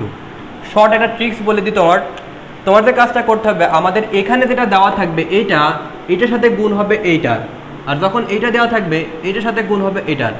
মাথায় রাখবা, যখন x1 নিব তখন আমরা গুণ করব অপর পাশের সাথে, যখন আমরা x2 নিব তখন আমরা গুণ করব এই পাশের সাথে, আর নিচে যে কাজটা করতে হবে এই দুইটার অনুপাতকে আমরা যোগ করে দিলে হয়ে যাবে। আচ্ছা, সো আমরা সিমিলার ওয়েতে আমরা এখানেও একই কাজ করব। y কোড আমরা যেটা করব সেটা হচ্ছে কি, আমরা এখানকার m1 যদি নিই তাহলে আমরা এখানকার y2 নিব। দ্যাট মিনস m1 কোনাকুনি গুণ করো m1 y2 প্লাস হচ্ছে m2 y1 বাই হচ্ছে কি আমাদের এখানে m1 প্লাস m2। সো আমরা মনে করি এটা সূত্র মুখস্থ রাখা বেটার, কারণ এটা শর্ট ট্রিক্স আছে, সেই শর্ট ট্রিক্সের থেকে জটিল হয়ে যায়। হ্যাঁ, এটা সূত্র মনে রেখে ম্যাথ করাটা বেটার আর কি। আচ্ছা, তো আমরা একটা ম্যাথ দেখি তাহলে বিষয়টা ক্লিয়ার হতে পারবো। ঢাকা ইউনিভার্সিটির একটা কোশ্চেন তোমার দেওয়া রয়েছে যে 1 4 আর 9, 1 4 এবং আরেকটা দেওয়া রয়েছে 9 12, এবং আমাদের যে অনুপাতটা দেওয়া রয়েছে সেই অনুপাতটা হচ্ছে 3:5 অনুপাতে অন্তর্বিভক্তকরণ করে, 3:5। তো আমাদের এই বিন্দু আর এই বিন্দু বলেছে 3 এবং 5 অনুপাতে অন্তর্বিভক্তকরণ করে। অন্তর্বিভক্তিকরণ যদি হয় তাহলে স্থানাঙ্কটা বের করতে বলা হচ্ছে, তার মানে আমাদের x এবং y বের করতে বলা হচ্ছে। দেখো খুবই সিম্পল, তুমি যখন x বের করবে তোমাকে আমি বললাম যখন তুমি ভুজ নিবা তখন তোমার কাজ হবে এই 1 আর 9 নেওয়া, 1 এবং কি 9 নেওয়া। তাহলে স্টার আর 12 কথা ভুলে দাও। তাহলে যখন তুমি 3 নিবা এটা হচ্ছে m1, যখন তুমি এইটা নিবা, যখন তুমি প্রথমটা নিবা তখন তুমি এইটার সাথে গুণ করবা দ্বিতীয়টার সাথে, অর্থাৎ 3 নং কত 27। এবার যখন তুমি দ্বিতীয়টা নিবা তখন তোমার কাজ হবে প্রথমটার সাথে গুণ করবা, তাহলে 5 হবে, আর এই দুইটার এখানে যোগফল করলে কত হবে 8। সো আমাদের এখানে হবে 32, এখানে 4। সিমিলার আমি যখন y নিয়ে কাজ করবো তখন আর 1 আর 4 এর কোনো কাজ নাই। যখন আমি এখানে 3 নিব, প্রথমটা নিব তখন আমরা দ্বিতীয়টার সাথে গুণ করব, অর্থাৎ 3 12 36। যখন আমরা দ্বিতীয়টা নিব তখন আমরা প্রথমটার সাথে গুণ করব, তার মানে 4 5 20 বাই হচ্ছে 8। সো এখানে কত হচ্ছে 56 থেকে 8 তাহলে 7। তাহলে আমাদের উত্তর হবে 4 এবং 7। ঢাকা ইউনিভার্সিটিতে আসছিল এটা 14-15 সালে, এটা আসছিল 14-15 সালে, ঢাকা ইউনিভার্সিটি আসছিল এটা 14-15 সালে। 4 7 রাইট, অনেকে পেরেছ। ওকে, আচ্ছা, সো আমরা এই জিনিসটা বুঝে নিলাম। এইবার যদি একই জিনিস এখন কেস 5 যে যদি করি আমরা, সেটা হচ্ছে বহির্বিভক্তিকরণের ক্ষেত্রে কেস 5, এখানে লেখো কেস 5, এখানে কি লিখবা বহির্বিভক্তিকরণ, ঠিক আছে? সো বহির্বিভক্তিকরণের ক্ষেত্রে আমাদের সেম ফর্মুলা, শুধুমাত্র আমরা এই জায়গাটা মাইনাস দিব, আমরা এখানে মাইনাস দিব। আই গেস তোমরা এটা পারবা। একই জিনিস, একই ম্যাথ আমরা যদি করি তাহলে এখানে মাইনাস দিতে হবে আর এই দুটা বিয়োগ করতে হবে, বিয়োগ করলে আমরা একটা ভ্যালু পাবো, রাইট? আমার মনে হয় এটা তুমি পারবা, যেহেতু এটা পারো। আমি ঢাকা ইউনিভার্সিটির একটা উদাহরণ তোমরা করবা 13-14 সালে, ডিইউতে 13-14 সালে আসছিল, সেটা তোমরা একটু করবা। হ্যাঁ, আমার মনে হয় তোমরা পারবে, এটা না করালেও পারবা তোমরা 13-14 সালে। ওকে, আচ্ছা, ওকে। সো আমরা মোটামুটিভাবে স্থানাঙ্ক বিষয়গুলো ক্লিয়ার হতে পারলাম। এবার আমরা স্থানাঙ্ক থেকে মোটামুটি বের হয়ে আসব। এবার আমরা যেটা শিখবো সেটা হচ্ছে লেখো ক্ষেত্রফল নির্ণয়। টাইপ টু লিখবা হচ্ছে ক্ষেত্রফল নির্ণয়। টাইপ টু লিখবা ক্ষেত্রফল নির্ণয়। টাইপ টু লিখবা হচ্ছে ক্ষেত্রফল নির্ণয়। সো আমাদের টাইপ 1 হয়ে গেল। আমরা স্থানাঙ্ক সম্পর্কে ভালো একটা ধারণা নিলাম। আমাদের যদি ঢাকা ইউনিভার্সিটি এমসিকিউ আসে তাহলে স্থানাঙ্ক থেকে এই 5টা কেস জানলে চলবে, এর বাইরে আসবে না। ওকে, আচ্ছা। সো এবার আমরা যে কাজটা করব সেটা হচ্ছে ক্ষেত্রফল নির্ণয়। ক্ষেত্রফল, এরিয়া নির্ণয়। টাইপ 2 লেখো এরিয়া নির্ণয়। এবং আমরা যেটা শিখবো সেটা হচ্ছে মূলত ত্রিভুজের এরিয়া নির্ণয়। এখানে যদি লিখতে পারো যে এখানে লেখো ত্রিভুজের এরিয়া নির্ণয়। হ্যাঁ, একটু লিখে রাখতে পারো ত্রিভুজের এরিয়া নির্ণয়। ত্রিভুজের এরিয়া নির্ণয়। তো ত্রিভুজের এরিয়া নির্ণয় তুমি আসলে কিভাবে করবা খেয়াল করো। সে তোমার কাছে কোনো একটা ভ্যালু দেওয়া রয়েছে, আমি তোমাকে বললাম যে এরকম কোনো একটা ত্রিভুজ তোমার কাছে দেওয়া রয়েছে। তুমি বলবা যে ভাই এটা আমি x1 y1 ধরে নিলাম, আমি এটা হচ্ছে x2, y2 ধরে নিলাম, আমি এটা ধরলাম যে x3 y3 ধরে নিলাম।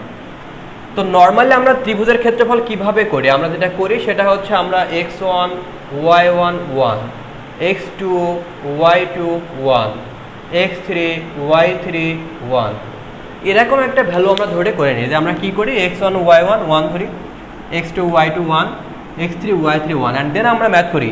তো তুমি যদি এইভাবে করতে দাও তাহলে ম্যাথটা বেশ বড় হয়ে যায়। তো এর জন্য একটা ট্রিক্স আছে, ঢাকা ইউনিভার্সিটিতে খুব বেশি আসে। তো আমরা যে কাজটা করব সে এই ত্রিভুজটাকে মূলত আমরা এই কোঅর্ডিনেট অর্থাৎ এই যে মূল বিন্দুতে নিয়ে চলে আসবো। আমরা যখন এই ত্রিভুজটা মানে ত্রিভুজ ক্ষেত্রফল সেম থাকবে। ক্ষেত্রফল আসলে কি বোঝায়? আমাদের এই অংশের এরিয়াটা বোঝায়, এই অংশের এরিয়া, এই যে কতটুকু জায়গা জুড়ে আছে সেটা আমাদের বোঝায়। এখন আমরা চাচ্ছি যে এই জায়গার পরিমাণটাই আমরা বের করব, সেটা কিন্তু অন্য টেকনিক অ্যাপ্লাই করে। সেটা কিভাবে? আমি ধরে নিব যে x1 এবং y1টা 0। সে ফর আমি এখানে এই জিনিসটাকে কি করব, আমি এই জায়গাটা নিয়ে চলে আসতে চাচ্ছি, অর্থাৎ আমাদের ক্ষেত্রফলটা সেম থাকবে। আমরা এই ত্রিভুজটা নিয়ে এই পাশে নিয়ে চলে আসলাম, একদম এটা ধরে নিয়ে এখানে বসায় দিলাম। তাহলে কি হবে, এই জায়গাটা আমাদের 0 0, আর এই জায়গাটা আমাদের স্থানাঙ্কটা এখন পরিবর্তন আসবে। কি পরিবর্তন আসবে সেটা একটু আমরা দেখি। দেখো আমাদের ছিল কি কি, আমাদের ছিল হচ্ছে x1, আমাদের ছিল x1, y1, আমাদের ছিল হচ্ছে x2, y2, আমাদের ছিল হচ্ছে x3, y3। এবার খেয়াল করো, আমি চাচ্ছি যে আমাদের এইটা 0 0 করে দেব। তার মানে একটা জিনিসকে আমরা 0 0-তে নিয়ে চলে আসলাম। যদি আমরা 0 0-তে নিয়ে চলে আসি তাহলে আমাদের পরবর্তী যে স্থানাঙ্কটা হবে সেই পরবর্তী স্থানাঙ্কটা হবে কি জানো? আমাদের পরবর্তী স্থানাঙ্কটা হবে, আমরা যেটাকে 0 করলাম সেটা দুই ক্ষেত্রেই বিয়োগ হয়ে যাবে। দুই ক্ষেত্রে বিয়োগ মানে কি, আমাদের x2 থেকে আমাদের x1টা বিয়োগ হবে, মানে এই স্থানাঙ্কটা হবে কি এখন x2 - x1। আমাদের কঠিন স্থানাঙ্কটা হবে কি, আমাদের কঠিন স্থানাঙ্কটা হবে y2 - y1। অর্থাৎ যেটাকে 0 করে দিব সেটা সব ক্ষেত্রে বিয়োগ হয়ে যাবে। সে আমি এই ক্ষেত্রে কি লিখতে পারি বলো তো? আমি এখানে লিখতে পারি x3 থেকে আমরা বিয়োগ দেবো কোনটা, যেটা 0 করেছি সেটা হচ্ছে আমাদের x1, দ্যাট মিনস এটা আমাদের এখন নতুন ভুজ, আমাদের নতুন ভুজ। কোটিটা হবে y3 মাইনাস হচ্ছে y1।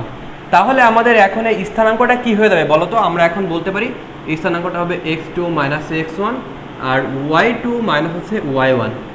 আর এই স্থানাঙ্কটা কি হবে? এই স্থানাঙ্কটা হবে আমাদের x3 আর সরি আমি একটু ভুল লিখলাম, এটা x3 হবে, এটা y3 হবে। আর এখন x2 আর y2 থাকবে না, সেটা হয়ে যাবে মূলত x2 মাইনাস হচ্ছে x1, y2 মাইনাস হচ্ছে y1। সো আমাদের এরকম একটা নতুন স্থানাঙ্ক আমরা পাবো। আচ্ছা, তাহলে আমরা এটা বুঝে নিলাম যে আমাদের এই স্থানাঙ্কটা আমাদের যখন এই জিনিসটা মূল বিন্দু নিয়ে চলে আসবো তখন আমরা নতুন একটা স্থানাঙ্ক পাবো। এবার আমরা ক্ষেত্রফল কীভাবে পেতে পারি খেয়াল করো। এবার ক্ষেত্রফল হবে, ক্ষেত্রফল যেটা হবে হাফ ইন্টু এখানে যেটা করবা সেটা হচ্ছে যে 1 এবং 4 গুণ হবে আর মাইনাস 2 এবং 3 গুণ হবে। বিষয়টা কি আমি একটু বোঝাই। অর্থাৎ আমাদের এই জায়গাটা হবে ডেল ইকুয়াল টু হাফ, আমাদের এখন 1 এবং 4 গুণ হবে মানে কি আমাদের এই অংশটা আর এই যে 1 এবং 4 নম্বর জিনিসটা গুণ হবে, তার মানে আমরা বলবো হচ্ছে x2 minus x1 x2 minus x1 গুণ y3 মাইনাস y1। আচ্ছা এইবার এখানে মাইনাস করব, মাইনাস কি করব 2 এবং 3 গুণ হবে, তার মানে y2 মাইনাস হচ্ছে y1 আর গুণ হচ্ছে কি এখানে আমাদের x3 মাইনাস x1। সো অনেকের কাছে সূত্রটা জটিল মনে হতে পারে, সূত্রটা আসলেই দেখলে মনে জটিল মনে হতে পারে, বাট যখন ম্যাথ করবো তখন অনেক ইজি ম্যাথটা। সো আমরা একটু দেখতে পারি, একটা উদাহরণ দেখলে বিষয়টা ক্লিয়ার হতে পারবো। ঢাকা ইউনিভার্সিটিতে বেশ আসে এই কোশ্চেনটা। আচ্ছা ক্লাসের ভিতরেও ব্রাজিল আর্জেন্টিনা, ওকে সেটা হচ্ছে যে তোমার কাছে দেওয়া রয়েছে -1 -2, তোমার কাছে দেওয়া রয়েছে হচ্ছে -1 -2, এরপরে তোমার কাছে দেওয়া রয়েছে 2530 বলতেছে ইহার ক্ষেত্রফল কত, ইহার এরিয়া কত, ইহার এরিয়া কত। এখন খেয়াল করো আমরা জাস্ট এই ট্রিক্সটা অ্যাপ্লাই করতে চাচ্ছি।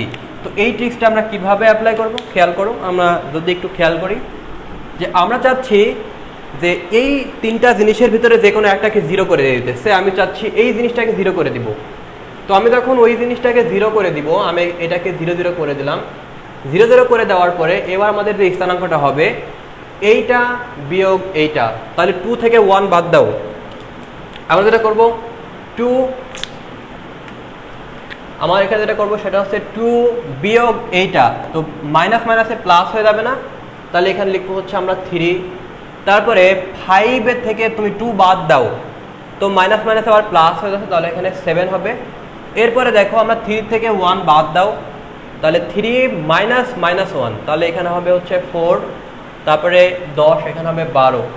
পেয়ে গেলাম আমরা নতুন স্থানাঙ্ক। এবার ডেল ইকুয়াল টু কি হবে হাফ 1 আর 4 গুণ করো, অর্থাৎ 3 12 36 মাইনাস এখানে দেখো 4 7 28, তাহলে হাফ আমাদের এখানে হবে না 8। সো আলটিমেট ক্যালকুলেশন করলে 4 স্কোয়ার একক। সো আমাদের এটা অ্যান্সার। এটা ঢাকা ইউনিভার্সিটিতে আসছিল। ফার্স্টের সূত্রটা সহজ মনে হচ্ছে, হ্যাঁ তুমি যদি করতে যাও অনেক বেশি সময় লাগবে। হয়তো এই সূত্রটা তোমার কাছে একটু জটিল মনে হচ্ছে, বাট তুমি যদি ক্যালকুলেশন করো, কয়েকটা ম্যাথ করো, 4-5টা উদাহরণ করলে তোমার কাছে ইজি মনে হবে। হ্যাঁ আদারওয়াইজ তুমি যদি এভাবে করো বেশ সময় লাগবে, আর এটা করতে বেশি সময় লাগবে না। ডিইউতে 3-4 সালে আসছিল, এটা ডিইউতে 3-4 সালে আসছিল। সো আমরা ঢাকা ইউনিভার্সিটির আরেকটা উদাহরণ দেখতে পারি। আরেকটা উদাহরণ খুব সিম্পল ম্যাথ, আমরা যদি সেই উদাহরণটা একটু দেখি। আমাদের কাছে দেওয়া রয়েছে 6 8 4 0, পি দেওয়া রয়েছে 6 8, কিউ দেওয়া রয়েছে 4 0, কিউ দেওয়া আছে হচ্ছে 4,0 এবং আর দেওয়া আছে হচ্ছে 0 0। আমাদের বলতেছে যে ক্ষেত্রফলটা কত, এটা বের করতে। সো আমরা কিভাবে বের করতে পারবো বলো তো। খেয়াল করো এখানে একটা সুন্দর একটা সিস্টেম আছে। যদি আমাদের এই তিনটা স্থানাঙ্কের ভিতরে একটা 0 থাকে তাহলে কোনো প্যারাই নাই। প্যারা নাই মানে কি, আমাদের এখানে 0 0টা রাখলাম, তারপর এখানে 6 8 রাখলাম, আমাদের এখানে 4 0 রাখলাম, আমাদের অটোমেটিক্যালি আমাদের এখানে 0 করাই আছে, আমাদের এই জায়গাটা 0 করাই আছে। সো আমাদের আর কিছুই করা লাগবে না। কারণ কি, কারণ তুমি যদি নতুন স্থানাঙ্ক করতে যাও, তাহলে তুমি কি পাবা, এখানে ধরো তুমি 0 0 লিখলে নতুন স্থানাঙ্ক কি পাবা 6 - 0, আলটিমেটলি 6, 8 - 0 তার মানে 8, 4 - 0 তার মানে 4, 0 - 0 তার মানে 0। এবার ডেল ইকুয়াল টু কি হবে না দেখো তো। এবার একটু খেয়াল করো, 1 এবং 4 গুণ করো, তাহলে 0 মাইনাস, আর এখানে গুণ করো 4 8 কত হয় 32, তাহলে আমাদের উত্তর আসতেছে -16। যেহেতু ক্ষেত্রফল বের করতেছি তাই আমরা নেগেটিভটা বাদ দিব, সো আমরা এখানে পজিটিভ লিখব, ঠিক আছে। সো স্কোয়ার একক, স্কোয়ার ইউনিট। দেখো খুবই ইজি। ঢাকা ইউনিভার্সিটিতে আসছিল এটা কত সালে? ঢাকা ইউনিভার্সিটিতে আসছিল 14-15 সালে। এটা ডিউতে আসছিল 14-15 সালে, 14-15 সালে, ঠিক আছে। আচ্ছা, সো আমরা মোটামুটি ক্ষেত্রফল নির্ণয়টা বুঝে নিলাম। ঢাকা ইউনিভার্সিটি যে ক্ষেত্রফল আছে সেখানে বুঝে নিলাম। এবার আমরা একটু অনুসিদ্ধান্ত লিখব। অনুসিদ্ধান্ত লেখো, অনুসিদ্ধান্ত এর ভিতরে লিখবা অনুসিদ্ধান্ত, এবং অনুসিদ্ধান্ত দিয়ে লিখবা, অনুসিদ্ধান্ত লিখবা যে যদি তিনটি বিন্দু একই সরলরেখায় অবস্থিত হয়, যদি তিনটি সরলরেখা, আচ্ছা আমি লিখে দিই, তোমরা লেখো তাহলে। তিনটি সরলরেখা একই বিন্দুতে যদি হয়, একই বিন্দুতে যদি অবস্থিত হয়, তাহলে আমাদের যেটা হবে,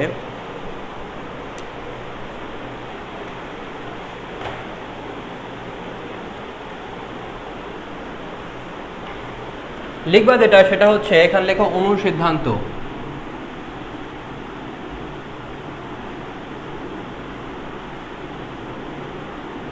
তিনটি সরলরেখা, সরি তিনটি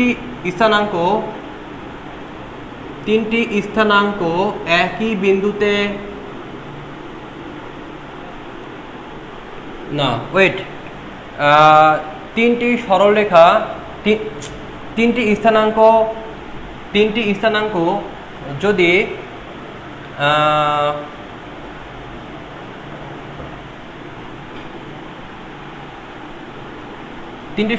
তিনটি স্থানাঙ্ক যদি একই সরলরেখায়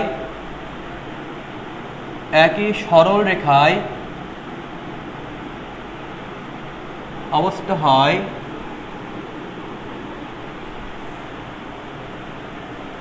তাহলে তারা সমরেখা হবে, এবং ঢাল হবে, একটু খেয়াল করো, ঢাল হবে কি আমার সেটা একটু দেখি, খেয়াল করো।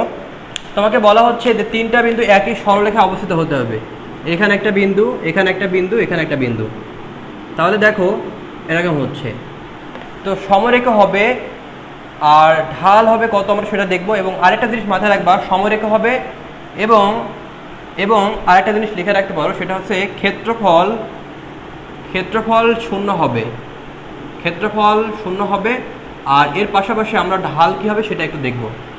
তাহলে খেয়াল করো, যদি আমি এখানে দুইটা বিন্দু দিই আর একটা বিন্দু এখানে দিই, তাহলে তুমি বলবো যে ভাই এটা তো ত্রিভুজ আঁকা সম্ভব, তাহলে এটার ক্ষেত্রফল নির্ণয় করা সম্ভব। কিন্তু যদি আমি এরকম দিই, দেখো এরকম যদি দিই, এই বিন্দুটা আমি এখন এখানে নিয়ে গেলাম, তাহলে কি আর তুমি ত্রিভুজ পাবা? ত্রিভুজ পাবা না। তাহলে ত্রিভুজের ক্ষেত্রফল কত এখন দেখো তো?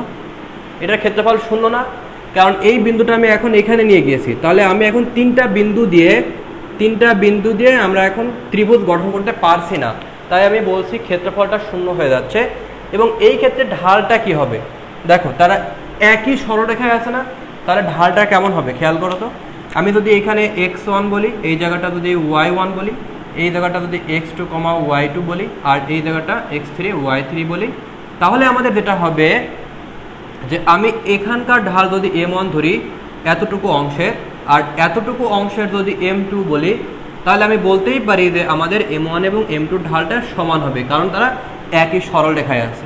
সো আমি বলতে পারি y2 মাইনাস y1, তারপরে x2 মাইনাস হচ্ছে x1, অ্যান্ড দেন হচ্ছে y3 মাইনাস হচ্ছে y2, আর কোটি দ্বারা অন্তর বাই ভূত দ্বারা অন্তর, এগুলো তোমরা জানো 9-10 থেকে পড়ে এসছো। সো দেখো আমরা এখান থেকে কি বুঝতে পারলাম, যদি তিনটা বিন্দু একই সরলরেখায় হয় তাহলে তারা সমরেখা হবে। সমরেখা মানে কি? একই সরলরেখা অবস্থিত, বুঝতে পারছো? মানে আলটিমেটলি সরলরেখা, একই সরলরেখা বলতে আসলে সমরেখাটাই বোঝায়। এবং ক্ষেত্রফলটা হবে আমাদের শূন্য। এবং আরেকটা বিষয় আছে, আমার ঢালটা হবে কি সমান। ঢাল হবে কি দেখো, এই যে আমি এখানে লিখে দিলাম ঢাল দুইটা রেখার ঢাল আমাদের কি হবে, মানে এখানে প্রথম ও দ্বিতীয় বিন্দুর ঢাল এবং দ্বিতীয় ও তৃতীয় বিন্দুর ঢাল সমান হবে। এক কথায় প্রথম ও দ্বিতীয় বিন্দুর ঢাল ইকুয়াল দ্বিতীয় ও তৃতীয় বিন্দুর ঢাল। সো আমরা যদি এখন এটা বুঝে থাকি,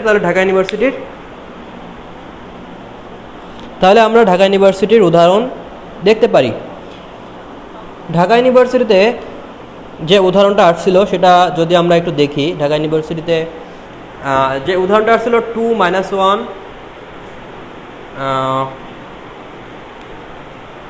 2 - 1, তারপরে দেওয়া আছে তোমার হচ্ছে আলফা প্লাস 1 এবং আলফা মাইনাস হচ্ছে 3, আলফা প্লাস 2 আলফা, এবং আরেকটা জিনিস দেওয়া আছে আলফা প্লাস 2 হচ্ছে আলফা। দোকানপাট খোলা আছে ভাই?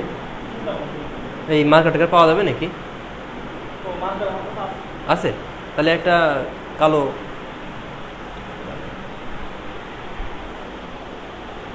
বিন্দু তিনটি সমরেখা হলে বিন্দু তিনটি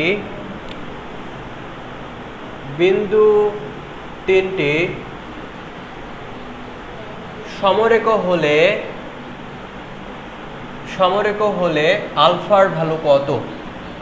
খেয়াল করো, আমাদের এখানে দেওয়া রয়েছে, এই কোশ্চেনটা আমাদের দেওয়া রয়েছে।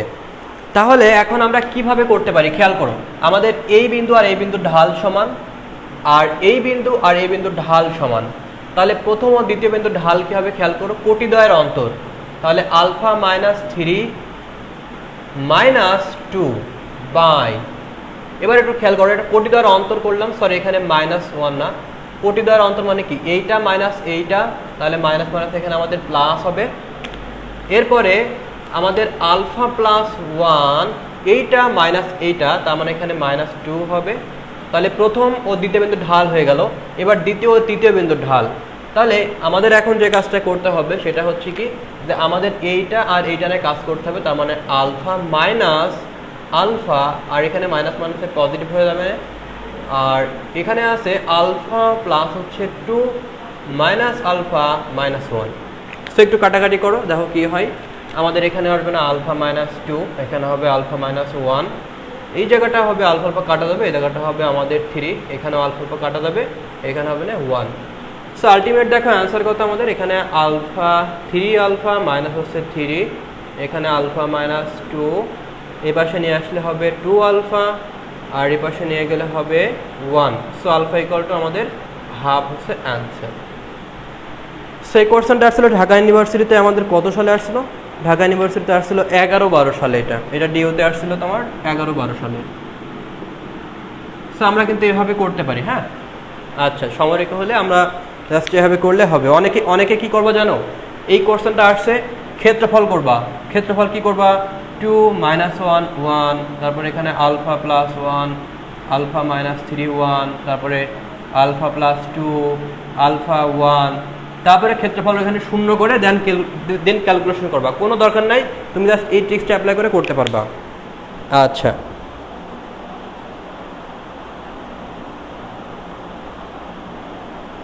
ওকে, তাহলে আমরা বিষয়টা ক্লিয়ার হতে পারলাম। এবার আমরা মোটামুটিভাবে আমাদের দ্বিতীয় পর্ব, প্রথম পর্ব আমাদের মোটামুটি শেষ হলো।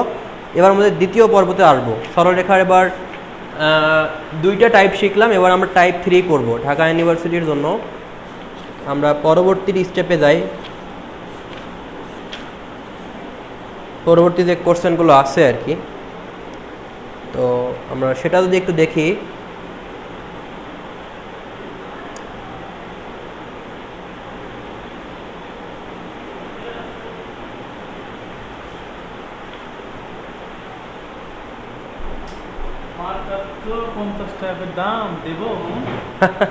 কিনবা না ভাই, আমি সমস্যা নেই। আসলে ভাই বাজারে আসলে যাওয়া হয় না। না না, আমি বুঝেছি ভাই, এইগুলো ভাই আর কি ফাজলে তো বুঝি ভাই, কোনো সমস্যা নেই ভাই।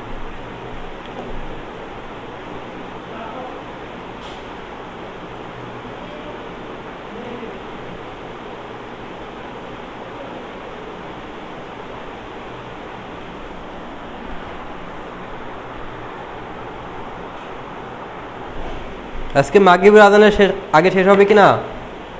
ওকে, আমরা শেষ করে দিব, হ্যাঁ, নো টেনশন। আচ্ছা, ওকে, তো আমরা এবার যে কাজটা করব সেটা হচ্ছে যে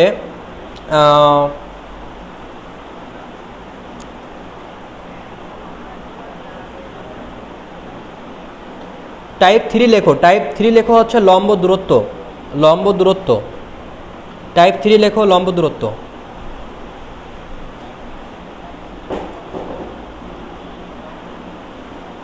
টাইপ 3 লিখবা লম্ব দূরত্ব নির্ণয়।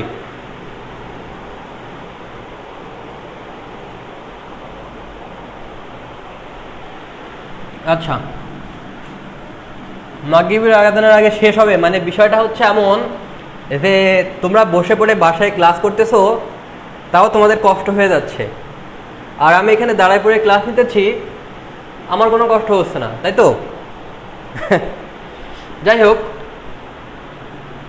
অনেকে আসো হয়তো ঘুমাই ঘুমাই ক্লাস করতেছো, হয়তো এমনও আসো অনেকে যে শুয়ে শুয়ে ক্লাস করতে হয়তো ঘুমাই গেছো, ঘুম থেকে উঠে দেখছো যে ক্লাস শেষ। এমন হচ্ছে না, এমন অনেকে আসো হয়তো তোমাদের ভিতরে। আচ্ছা, যাই হোক, ওকে, লেখো লম্ব দূরত্ব। হ্যাঁ, 80% মোটামুটি শেষ হবে আর কি। হ্যাঁ, লম্ব দূরত্ব আমরা টাইপ 3 লিখবো, লম্ব দূরত্ব। কথা না বলে আমরা শুরু করি। লম্ব দূরত্ব নির্ণয়। কেস 1 লেখো,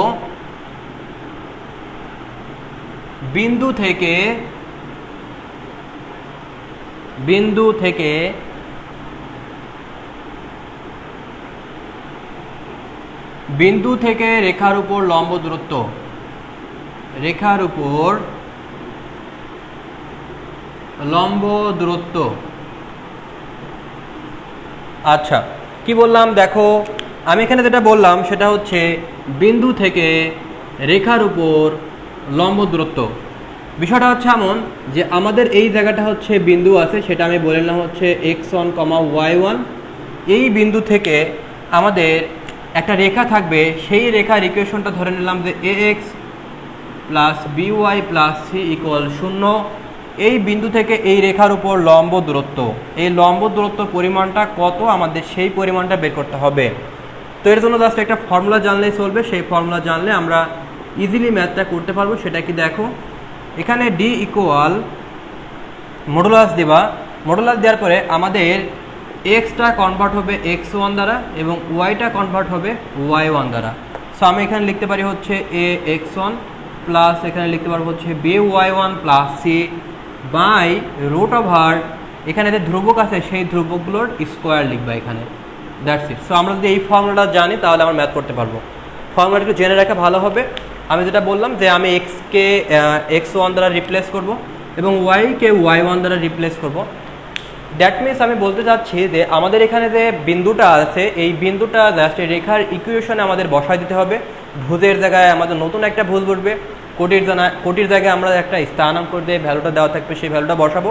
অ্যান্ড দেন আমাদের হরে যে জিনিসটা হবে সেটাকে দেখো আমাদের যে ধ্রুবক আছে সেই ধ্রুবকের স্কোয়ার করলে মূলত হয়ে যাবে। সো আমরা একটা উদাহরণ দেখতে পারি, ঢাকা ইউনিভার্সিটির একটা উদাহরণ যদি আমরা দেখি তাহলে বিষয়টা ক্লিয়ার হতে পারবো।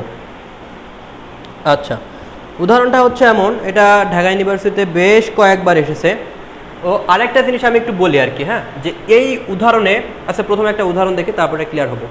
দেখো, আমি উদাহরণস্বরূপ বলতে পারি যে 4-2 থেকে বিন্দু থেকে এত বিন্দু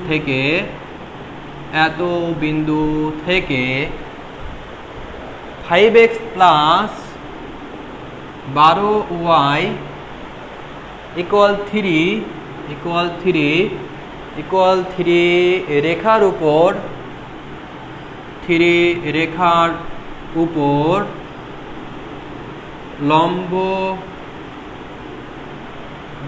লম্বের দৈর্ঘ্য উপর লম্ব দূরত্ব কত।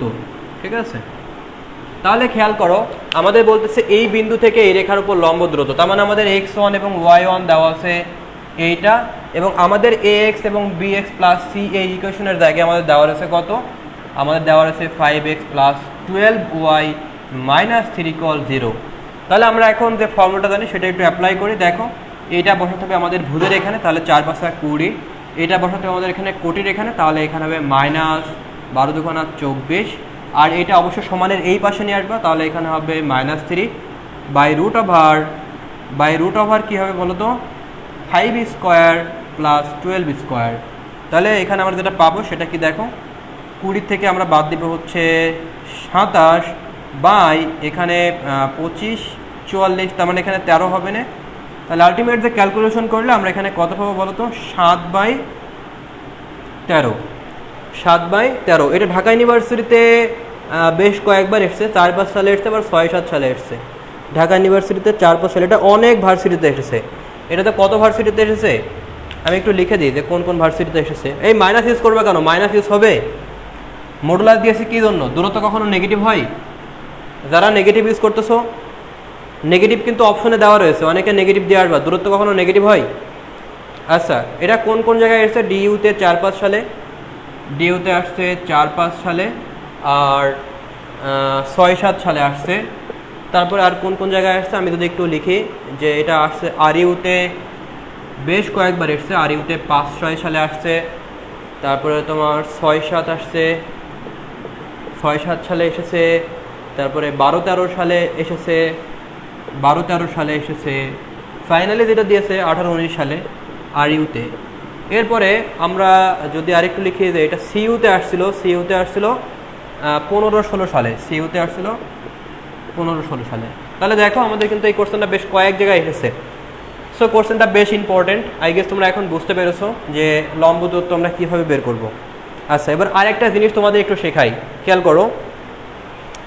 এবার একটা জিনিস খেয়াল করো, যদি আমাদের এই x1 এবং y1টা শূন্য থাকে, কখনো আমাদের x1 এবং y1টা কখনো শূন্য থাকে, দ্যাট মিনস তোমাকে যদি বলা হয় যে মূল বিন্দু থেকে লম্ব দূরত্ব, মূল বিন্দু থেকে, বিষয়টা হচ্ছে এমন যে মূল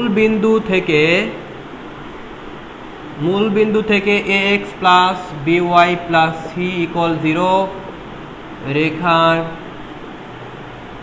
উপর লম্ব দূরত্ব, যদি এটা বলে মূল বিন্দু থেকে ax plus by plus c রেখার উপর লম্ব দূরত্ব যদি বলে, তাহলে আমাদের এখানে খেয়াল করো, আমরা এখানে কিন্তু কি লিখতে পারি, আমাদের এই এখানে বসায় দাও a ইন্টু 0 b ইন্টু 0, হ্যাঁ, plus c by root over a square plus b square. তার মানে শর্টভাবে লিখতে পারি, যদি মূল বিন্দু দেওয়া থাকে তাহলে শুধুমাত্র ধ্রুবক by root over a square plus b square. শুধুমাত্র যদি আমার মূল বিন্দু থাকে তাহলে এটা আমরা লিখতে পারি, ঠিক আছে। যদি মূল বিন্দু থাকে তাহলে আমরা এটা লিখতে পারি। আচ্ছা, সো ঢাকা ইউনিভার্সিটির একটা উদাহরণ দেখি। মূল বিন্দু থেকে 3x প্লাস 4y ইকুয়াল 10, মূল বিন্দু থেকে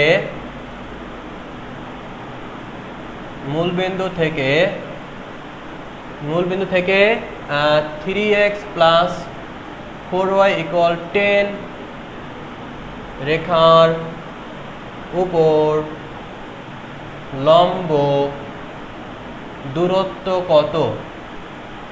তাহলে আমরা এখানে কিভাবে পাবো বলো তো? খুবই সিম্পল, ডি ইকুয়াল টু কি পাবো, আমাদের এখানে ধ্রুবক আছে, ধ্রুবক বা এখানে রুট ওভার যে ধ্রুবকটা আছে এই যে 3 স্কোয়ার, অর্থাৎ x এর সহগ y এর সহগ, দ্যাটস ইট। সো আমাদের এখানে পাবো 10, এখানে পাবো 5, সো অ্যান্সার হচ্ছে 2। এটা ডিউতে আসছিল কত সালে? ডিউতে আসছিল হচ্ছে 2, 3 এবং 7, 8। এটা ডিউতে আসছিল 2, 3 এবং 7, 8 সালে। ওকে, সো আমরা বুঝে নিলাম যে আমাদের মূল বিন্দু থেকে দূরত্ব কীভাবে নির্ণয় করতে হয়। ওকে, রাইট, অনেকে পারতেছো, খুবই ভালো। আচ্ছা, সো হয়ে গেল। এবার আমরা যেটা করব সেটা হচ্ছে যে দুটি রেখার মধ্যবর্তী লম্ব দূরত্ব, আমরা এখন যেটা করব সেটা হচ্ছে দুটি রেখার মধ্যবর্তী লম্ব দূরত্ব, সেটা আমরা করব। আমরা কেস 2 করব। আমরা এখন যেটা করব সেটা হচ্ছে দুটি সমান্তরাল রেখার মধ্যবর্তী দূরত্ব, দুটি সমান্তরাল রেখার মধ্যবর্তী লম্ব দূরত্ব, দুটি সমান্তরাল, এখানে কেস 2 লেখো, দুটি সমান্তরাল রেখার লম্ব দূরত্ব। আচ্ছা, দুটি সমান্তরাল রেখা কেন বলতেছি খেয়াল করো। আমি যদি কোনো একটা রেখা এরকম দিই যে ax plus by plus c equal 0, তো আমরা একটা কাজ করি, সেটা হচ্ছে আমাদের a1 b1 c1 দিই, তাহলে আমাদের বুঝতে সুবিধা হবে। এবার ধরো আমি একটা রেখা দিলাম, এরকম একটা রেখা দিলাম, আঁকা বাঁকা একটা রেখা দিলাম, মানে ধরো এরকম একটা রেখা দিলাম। এখন তুমি কি লম্ব দূরত্ব বের করতে পারবে ভাই? কখনো সম্ভব? লম্ব দূরত্ব বের করা সম্ভব না। কারণ কি? কারণ এখান থেকে তুমি যে দূরত্ব পাবা, এখান থেকে সেম দূরত্ব তুমি পাবা না, কখনোই পাবা না। তাহলে আমরা দূরত্ব ফিক্স রেখে কখন আমরা এই কাজটা করতে পারি? তখন আমরা যেটা বলবো যে আমাদের এই দুইটা রেখা আমাদের সমান্তরাল হবে। সমান্তরাল হলে আমরা প্রত্যেকটা পোরশনের প্রত্যেকটা পয়েন্টে আমরা একটা সমান একটা দূরত্ব পাবো এবং সেটাকে বলবো হচ্ছে ডি। তো এইটা দেখো সমান্তরাল। তো স্বাভাবিকভাবে যখন আমরা সমান্তরাল বলবো তখন আমাদের এই ধ্রুবক বাদে বাকি এই অংশটুকু সেম থাকে। যখন সমান্তরাল তোমরা পড়েছো যে a x plus b y plus c এর সমান্তরাল রেখার সমীকরণ তুমি ধরে নাও কি? ধরো এখানে এটা ধরে নাও তুমি a x plus b y plus k ধরে নাও ইকুয়াল 0, অর্থাৎ সি এর জায়গায় নতুন একটা কনস্ট্যান্ট ধরে নাও, দ্যাটস ইট। তার মানে কি আমাদের যখন সমান্তরাল রেখা বলবে তখন আমাদের এ এক্স প্লাস বি ওয়াই অংশ সেম থাকে, আমাদের সি ওয়ানের জায়গায় সি টুটা দিতে হয়। তো এখন এই দূরত্বটা আমরা কীভাবে বের করতে পারবো?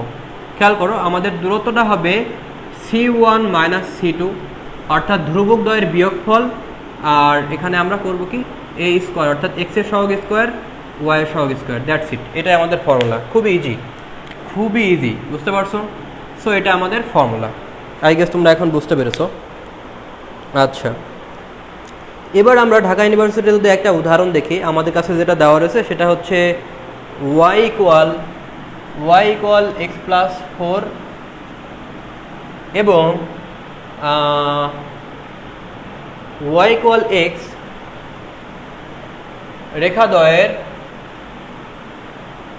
রেখাদ্বয়ের মধ্যবর্তী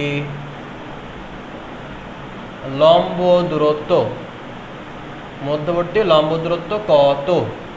তাহলে আমরা এখন কিভাবে লিখতে পারি? খেয়াল করো, আমরা এই ইকুয়েশনকে আমরা এই ফরম্যাটে লিখব। তাহলে x minus y plus 4 equal 0, আর এখানে লিখতে পারবো x minus y plus 0 equal 0, অর্থাৎ সি এর ভ্যালু এখানে 0 আর এখানে আমাদের সি এর ভ্যালু কত? প্লাস 4। তাহলে এখন ডি ইকুয়াল টু যেটা হবে সেটা কি দেখো, এখানে হবে আমাদের 4 মাইনাস 0। তোমাকে যেটা বলেছিলাম দেখো, আমাদের এক্স এর সহগ এখানে সমান আছে, দেখো এতটুকু অংশ কিন্তু আমাদের সেম রয়েছে, রাইট? এবং সেটা থাকা লাগবেই, না থাকলে সেটা হবে না। তাহলে এখানে আমাদের 1 স্কোয়ার আর এখানে minus 1 square. So ultimate answer হবে কত? 4/√2। আসলে এখানে 4/√2। তো আমি এখানে 4কে এভাবে ভাঙতে পারি যে 2 × 2 বাই হচ্ছে √2। সো আমাদের অ্যান্সার হবে 2√2। ওকে, অ্যান্সার হবে 2√2। আচ্ছা, অনেকে লিখেছো 4/√2, একবারে লিখে দিয়েছো? হ্যাঁ, ভেঙে লিখো আর কি, অপশনে দেওয়া আছে। এটা ডিউতে আসছিল হচ্ছে তোমার 18-19 সালে আসছিল এটা। হ্যাঁ, 18-19 সালে আসছিল এটা ডিউতে আসছিল 18-19 সালে। ওকে, ফাইন। তাহলে আমরা মোটামুটিভাবে বুঝতে পারলাম যে আমাদের লম্ব দূরত্বগুলো কীভাবে বের করতে হবে, এটা আমরা বুঝতে পারলাম। ওকে, এবার এখানে একটা ব্যাপার আছে, যদি আমাদের সমান্তরাল হয় তাহলে আমরা একটা অনুসিদ্ধান্ত নিতে পারি, অনুসিদ্ধান্তে আসতে পারি। সেটা আমরা কিভাবে করব একটু দেখো। যে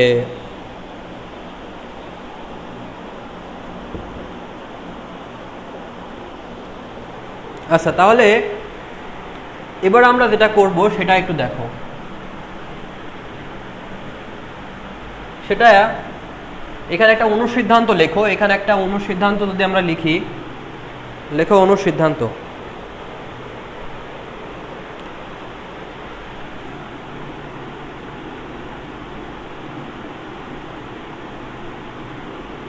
অনুসিদ্ধান্তটা হচ্ছে এমন, দুটি সমান্তরাল রেখা যদি থাকে তাহলে খেয়াল করো যে যদি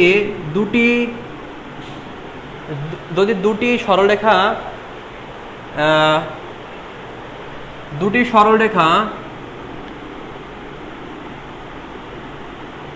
একই সরলরেখা নির্দেশ করে,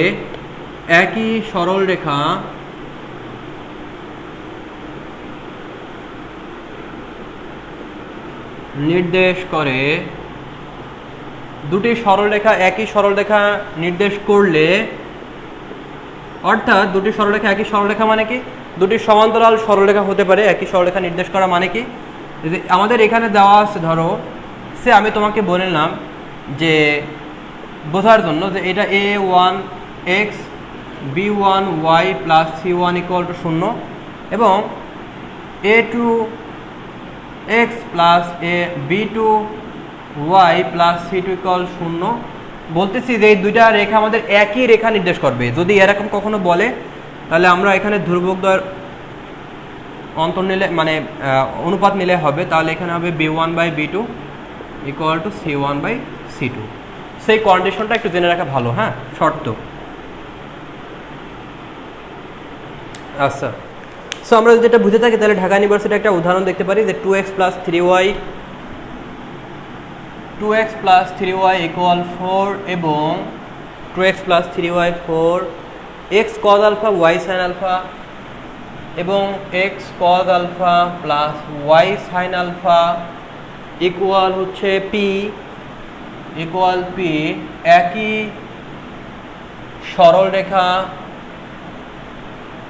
একই সরলরেখা নির্দেশ করলে p এর মান কত, তো খেয়াল করো যদি এরকম কোনো কিছু বলে থাকে, দেখো আমাদের এই অনুপাত এবং অনুপাত সমান, তার মানে আমরা একটা কাজ করেছি, দেখো আমাদের এই এক্সটা বাদ দিয়ে আমাদের এইটা আর এইটা নিয়েছি, তাহলে আমাদের এই এক্সটা বাদ দিয়ে আমাদের কি করতে হবে, খেয়াল করো তো, আমাদের এক্সটা বাদ দিয়ে এইটা আর এটা নিতে হবে, অর্থাৎ 2 কি cos আলফা, হচ্ছে cos আলফা, আমরা ওয়াইটা বাদ দিয়ে b1 আর b2 নিয়েছিলাম, অর্থাৎ আমাদের এই ওয়াইটা বাদ দিয়ে আমাদের যেটা নিতে হবে সেটা হচ্ছে 3/sin আলফা, আর ইকুয়াল, যেহেতু সমানের উভয় পাশে আছে তাহলে অসুবিধা নাই, আমরা সমানের এই পাশে নিলেও একই কথা। সো আমাদের এখানে 4/p। সো আমরা এখন দুইটা অনুপাত নিয়ে কাজ করব, হ্যাঁ, সে আমি চাচ্ছি এই অনুপাত নিয়ে কাজ করতে, অর্থাৎ এখানে আমি 2 cos আলফা ইকুয়াল টু হচ্ছে 4/p।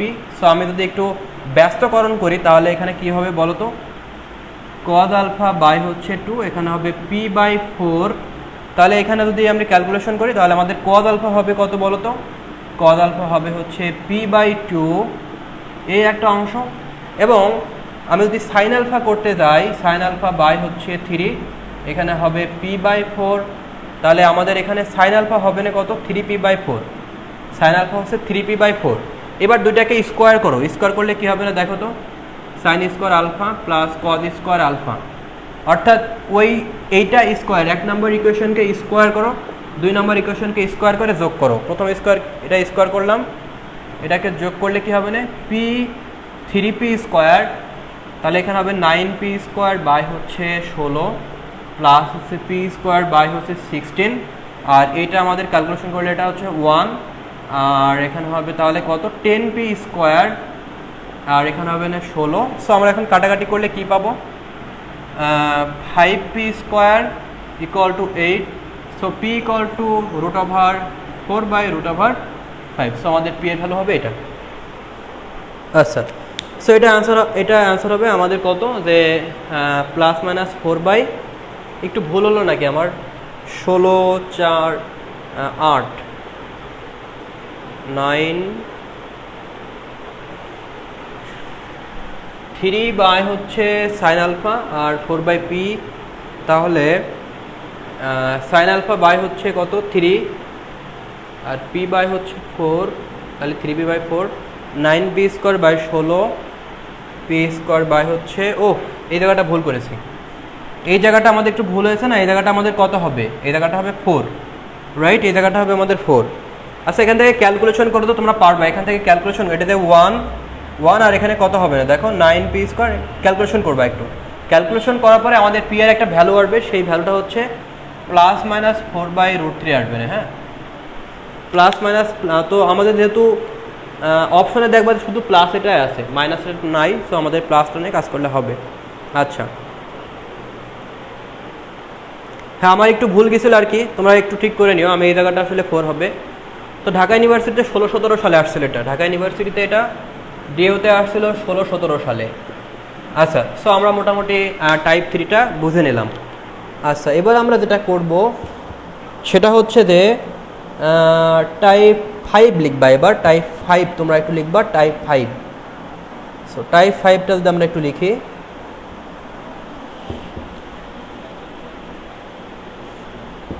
লিখবা টাইপ 5 না, সরি টাইপ 4। টাইপ 4 লেখো সমীকরণ নির্ণয়। আমরা এখন যেটা শিখবো সেটা খুবই গুরুত্বপূর্ণ, সেটা হচ্ছে সমীকরণ নির্ণয়। সমীকরণ নির্ণয় একটু দ্রুত লিখবো, আমরা একটু দ্রুত লিখবো হচ্ছে সমীকরণ নির্ণয়।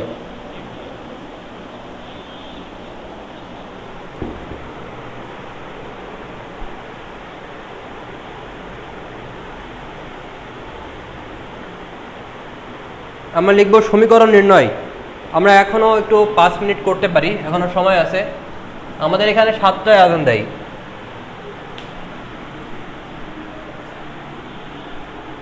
টাইপ 4 লিখবা হচ্ছে সমীকরণ নির্ণয়।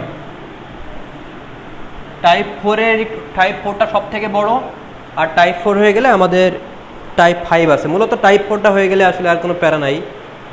সো আমরা এখন যেটা লিখবো সেটা হচ্ছে টাইপ 4 সমীকরণ নির্ণয়। কেস 1 যেটা করব সেটা হচ্ছে প্রথমেই কেস 1 যেটা করব সেটা হচ্ছে যে সমান্তরাল সরলরেখার সমীকরণ নির্ণয়। সমান্তরাল সরলরেখা, সমান্তরাল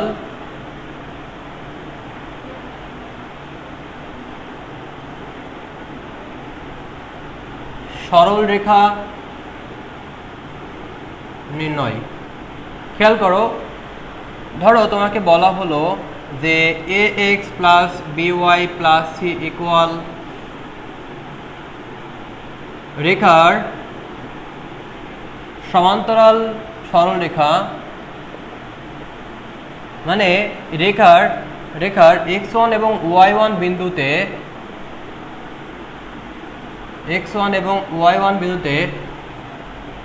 সমান্তরাল রেখার সমীকরণ। তাহলে আমরা যেটা করতে পারি সেটা কি জানো, যে আমরা যে কাজটা করব সেটা হচ্ছে আমরা ax plus by equal to আমরা এখানে কে লিখবো, এভাবে লিখে ফেলবো। আমরা জাস্ট কি করব, এই কে এটা বের করার জন্য আমরা বিন্দু বসাবো, অর্থাৎ x1, y1 বসিয়ে, x1, y1 সমীকরণে বসিয়ে তাহলে হয়ে যাবে, আমাদের ম্যাথ করা লাগবে না তেমন। হ্যাঁ, আমরা কি করব, ax প্লাস by পর্যন্ত ফিক্স রাখবো, সমানের এই পাশে কে লিখবো, আমাদের কে এর একটা ভ্যালু বের করতে পারলে হবে। সেই কে এর ভ্যালু বের করবো কীভাবে, x1 এবং y1 যদি সমীকরণে বসাই তাহলে হবে। তো আমরা একটা উদাহরণ দেখি, তাহলে বিষয়টা ক্লিয়ার হতে পারবো। আমাদের এই জিনিসটা মানে ঢাকা ইউনিভার্সিটিতে মূলত লম্ব রেখা দিয়ে আসে, সমান্তরাল রেখা দিয়ে আসে না বললে চলে। তারপরেও আমরা একটু দেখবো আর কি, সমান্তরাল রেখা দিয়ে আসে না খুব বেশি, আমাদের মূলত আসে হচ্ছে, আচ্ছা তো সমান্তরাল রেখা দিয়ে যদি আমরা একটা উদাহরণ দেখি তাহলে বিষয়টা ক্লিয়ার হতে পারবো। উদাহরণটা হচ্ছে, আচ্ছা একটা উদাহরণ লেখো যে ঢাকা ইউনিভার্সিটির জন্য আমি আগেই বলছি যে সমান্তরাল রেখা দিয়ে আসলে আসে না, সব লম্ব রেখা দিয়ে আসে, এবং লম্ব রেখাটা ঢাকা ইউনিভার্সিটির জন্য বেশ ইম্পর্টেন্ট। তো 1,2 বিন্দুতে টু বিন্দুগামী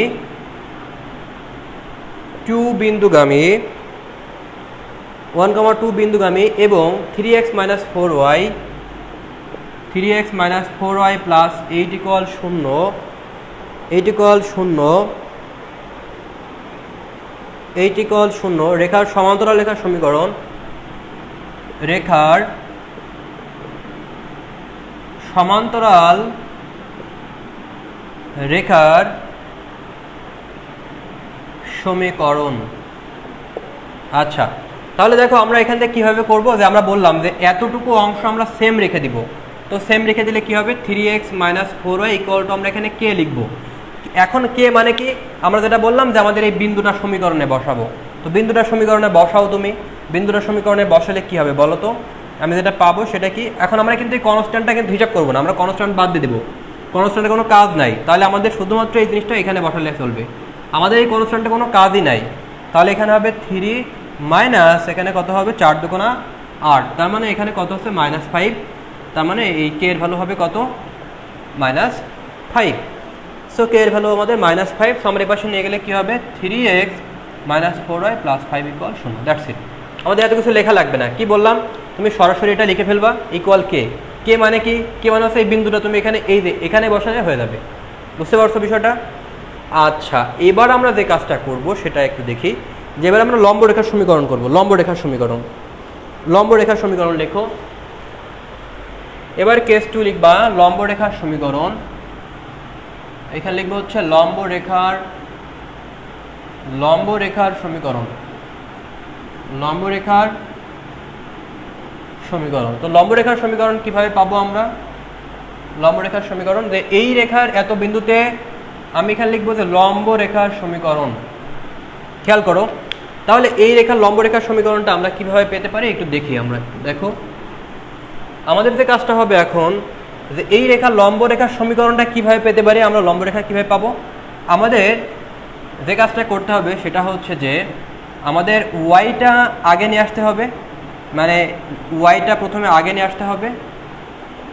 আর আমাদের যে এখানে যদি এক্স এর আগে প্লাস থাকে, তাহলে আমরা মাইনাস ইউজ করব, আর এক্স এর আগে যদি মাইনাস থাকে তাহলে আমরা প্লাস ইউজ করব। That's it.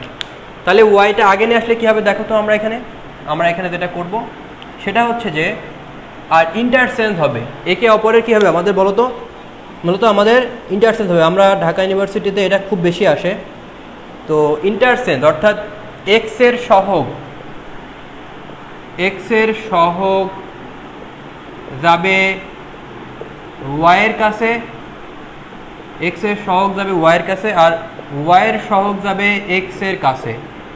ওকে, সো আমরা এই কনসেপ্টটা কাজে লাগিয়ে কিন্তু করতে পারবো। সেটা কিভাবে দেখো, যে আমাদের এক্স এর সহগ যাবে ওয়াইয়ের কাছে, তাহলে আমাদের এখানে হবে বি এক্স, যেটা বললাম যে ওয়াইটা আগে নিয়ে আসতে হবে। তো ওয়াইয়ের জিনিসটা কি আছে, আমাদের বি আছে, তো এখানে হবে বি এক্স, আর এখানে এক্স এর আগে প্লাস থাকলে মাইনাস ইউজ করতে হবে, তাহলে মাইনাস হচ্ছে ওয়াই, মাইনাস কি এক্স এর জায়গায় ওয়াই হবে, এক্সটা ওয়াই দ্বারা চেঞ্জ হবে। আর আমাদের এখানে এটা হবে, এখানে ভুল হচ্ছে, আমাদের এটা হবে এ ওয়াই, এই জায়গাটা হবে আমাদের বি আছে না, বি। দেখো ওয়াই বলতেছে কি যে ওয়াইয়ের সহগ যাবে এক্স এর কাছে, এক্স এর সহগ যাবে ওয়াইয়ের কাছে, তাহলে আমাদের এক্স এর সহগ আছে এ আর ওয়াইয়ের সহগ আছে হচ্ছে বি। তাহলে আমরা এখন যেটা লিখতে পারবো সেটা হচ্ছে যে আমাদের এখন চেঞ্জ হয়ে যাবে, অর্থাৎ আমাদের এখন হবে এ ওয়াই আর হবে বি এক্স। তাহলে আমরা এখন এই ওয়াইয়ের জিনিসটা আগে নিয়ে আসবো, তাহলে আমরা এখন যেটা লিখবো সেটা হচ্ছে B x minus A Y equal কে।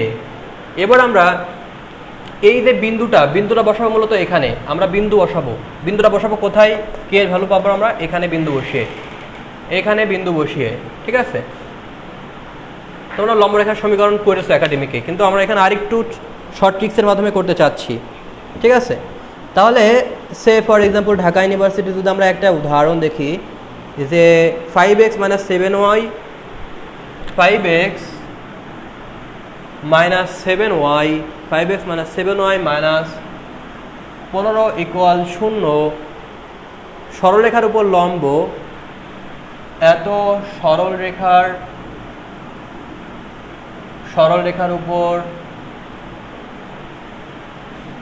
সরলরেখার উপর লম্ব এবং 2 - 3 বিন্দুগামী এবং 2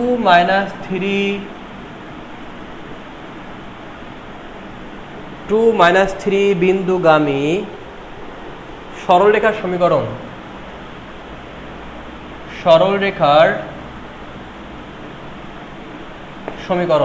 খেয়াল করো, এত সরলরেখার উপর লম্ব এবং 2 - 3 বিন্দুগামী সরলরেখার সমীকরণ নির্ণয়। তাহলে আমরা যেটা বললাম যে আমাদের মাইনাসটা প্লাসে কনভার্ট করতে হবে, প্রথমে ওয়াইটা নিয়ে আসবো এবং মাথায় রাখবা যে প্রথমে সবসময় পজিটিভ হবে।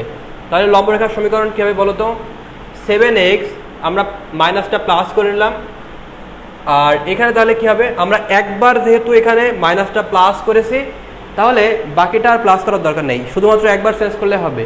তাহলে এখানে হবে কত, 5y ইকুয়াল কে। এখন আমাদের যে এই বিন্দুটা আছে, এই বিন্দুটা কিন্তু আমরা মূল ম্যাথে বসাবো না, সমান্তরাল সরলরেখার ক্ষেত্রে বসাইছিলাম, কারণ সমান্তরাল সরলরেখার ক্ষেত্রে আমাদের এই অংশটা সেম থাকে। আমাদের কাজ বলছিলাম কি, আমাদের বিন্দু বসাবো এখানে, এই যে কে ভ্যালু বসাবো এই জায়গাটা। তাহলে আমাদের এখানে 2টা বসাও, 7 দুগুণা 14 মাইনাস 3 পাঁচা 15, তাহলে -1, তাহলে -1 এখানে হবে কত, তাহলে 7x plus 5y plus 1 = 0। So আমরা মোটামুটি বুঝে নিলাম যে কীভাবে করতে হবে। এই কোশ্চেনটা ঢাকা ইউনিভার্সিটিতে আসছিল 10, 11 এবং 16, 17। ঢাকা ইউনিভার্সিটিতে আসছিল এটা 10, 11 এবং 16, 17 সালে, ঠিক আছে। আচ্ছা, আই গেস তোমরা বুঝতে পেরেছো আর কি। আচ্ছা, ওকে। সো আমরা আমাদের আসলে বলতে পারো আজকে এখনও বেশ কিছু জিনিস অবশ্য বাদ আছে। একটা কাজ করি, আমি কালকে একটু লম্বা ক্লাস নিই তোমাদের, হ্যাঁ, মানে খুব বেশি বাদ আছে বিষয়টা এমনও না। ধরো কালকে সরলরেখার জন্য আমাদের হয়তো আর আধা ঘন্টার মতো লাগতে পারে, দেন আমরা হচ্ছে বৃত্ত করব। সো কালকে হচ্ছে আদানের পরে ক্লাস নেওয়া লাগতে পারে।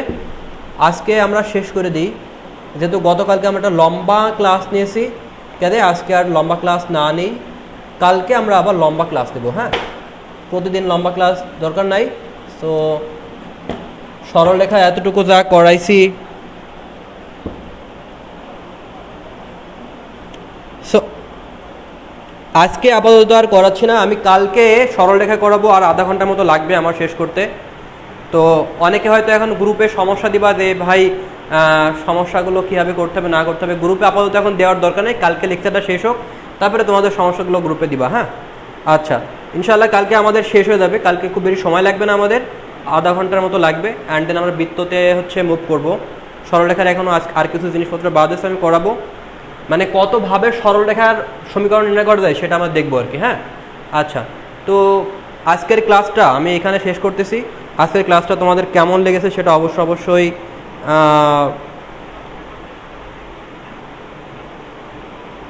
কন্টিনিউ করবো, আজকে কন্টিনিউ করব। আচ্ছা, তাহলে কন্টিনিউ যদি করতে হয়, ঠিক আছে, তাহলে আমরা ব্রেক দিই, আমরা 7টা 10-এ স্টার্ট করি। ওকে, তাহলে আমি 7টা 10-এ স্টার্ট করি। হ্যাঁ, ওকে, তাহলে আমরা 7টা 10-এ স্টার্ট করব, 7টা 10-এ। অনেকে বলতেছে না আজকে করান। আচ্ছা, আজকে থাক। হ্যাঁ, কালকে যেহেতু গতকাল যেহেতু লম্বা ক্লাস নিয়েছি, আজকে থাক। আমি কালকে হয়তো মাগরিবের পরে কিছু সময় ক্লাস নেওয়া লাগতে পারে। বৃত্তের অনেক শর্টকাট আছে, অপশন টেস্ট করে করা যায়। এখনও সরলরেখার কিছু শর্টকাট শিখাইছি, বাকি যেগুলো আছে অনেক শর্টকাট আছে সরলরেখায়, তো কালকে আমরা করব সেগুলা। আজকে আপাতত ক্লাসটা এখানে শেষ করতেছি। সবাই ভালো থাকো, সুস্থ থাকো। আর তোমাদের ফিজিক্স কোর্সে যাদের ফিজিক্সের সমস্যা আছে, মনে হচ্ছে যে ফিজিক্সে গ্যাপ আছে, বিষয়টা এমন না যে কোর্স করাই লাগবে বা আমার কাছে করলে ভালো করবা, এটা আসলে পুরো তোমার নিজের কনফিডেন্টের উপরে। তোমার যদি মনে হয় যে ফিজিক্স কোনো গ্যাপ নাই, তাহলে হ্যাঁ ওকে, তোমার তাহলে কোর্স না করলেও চলবে।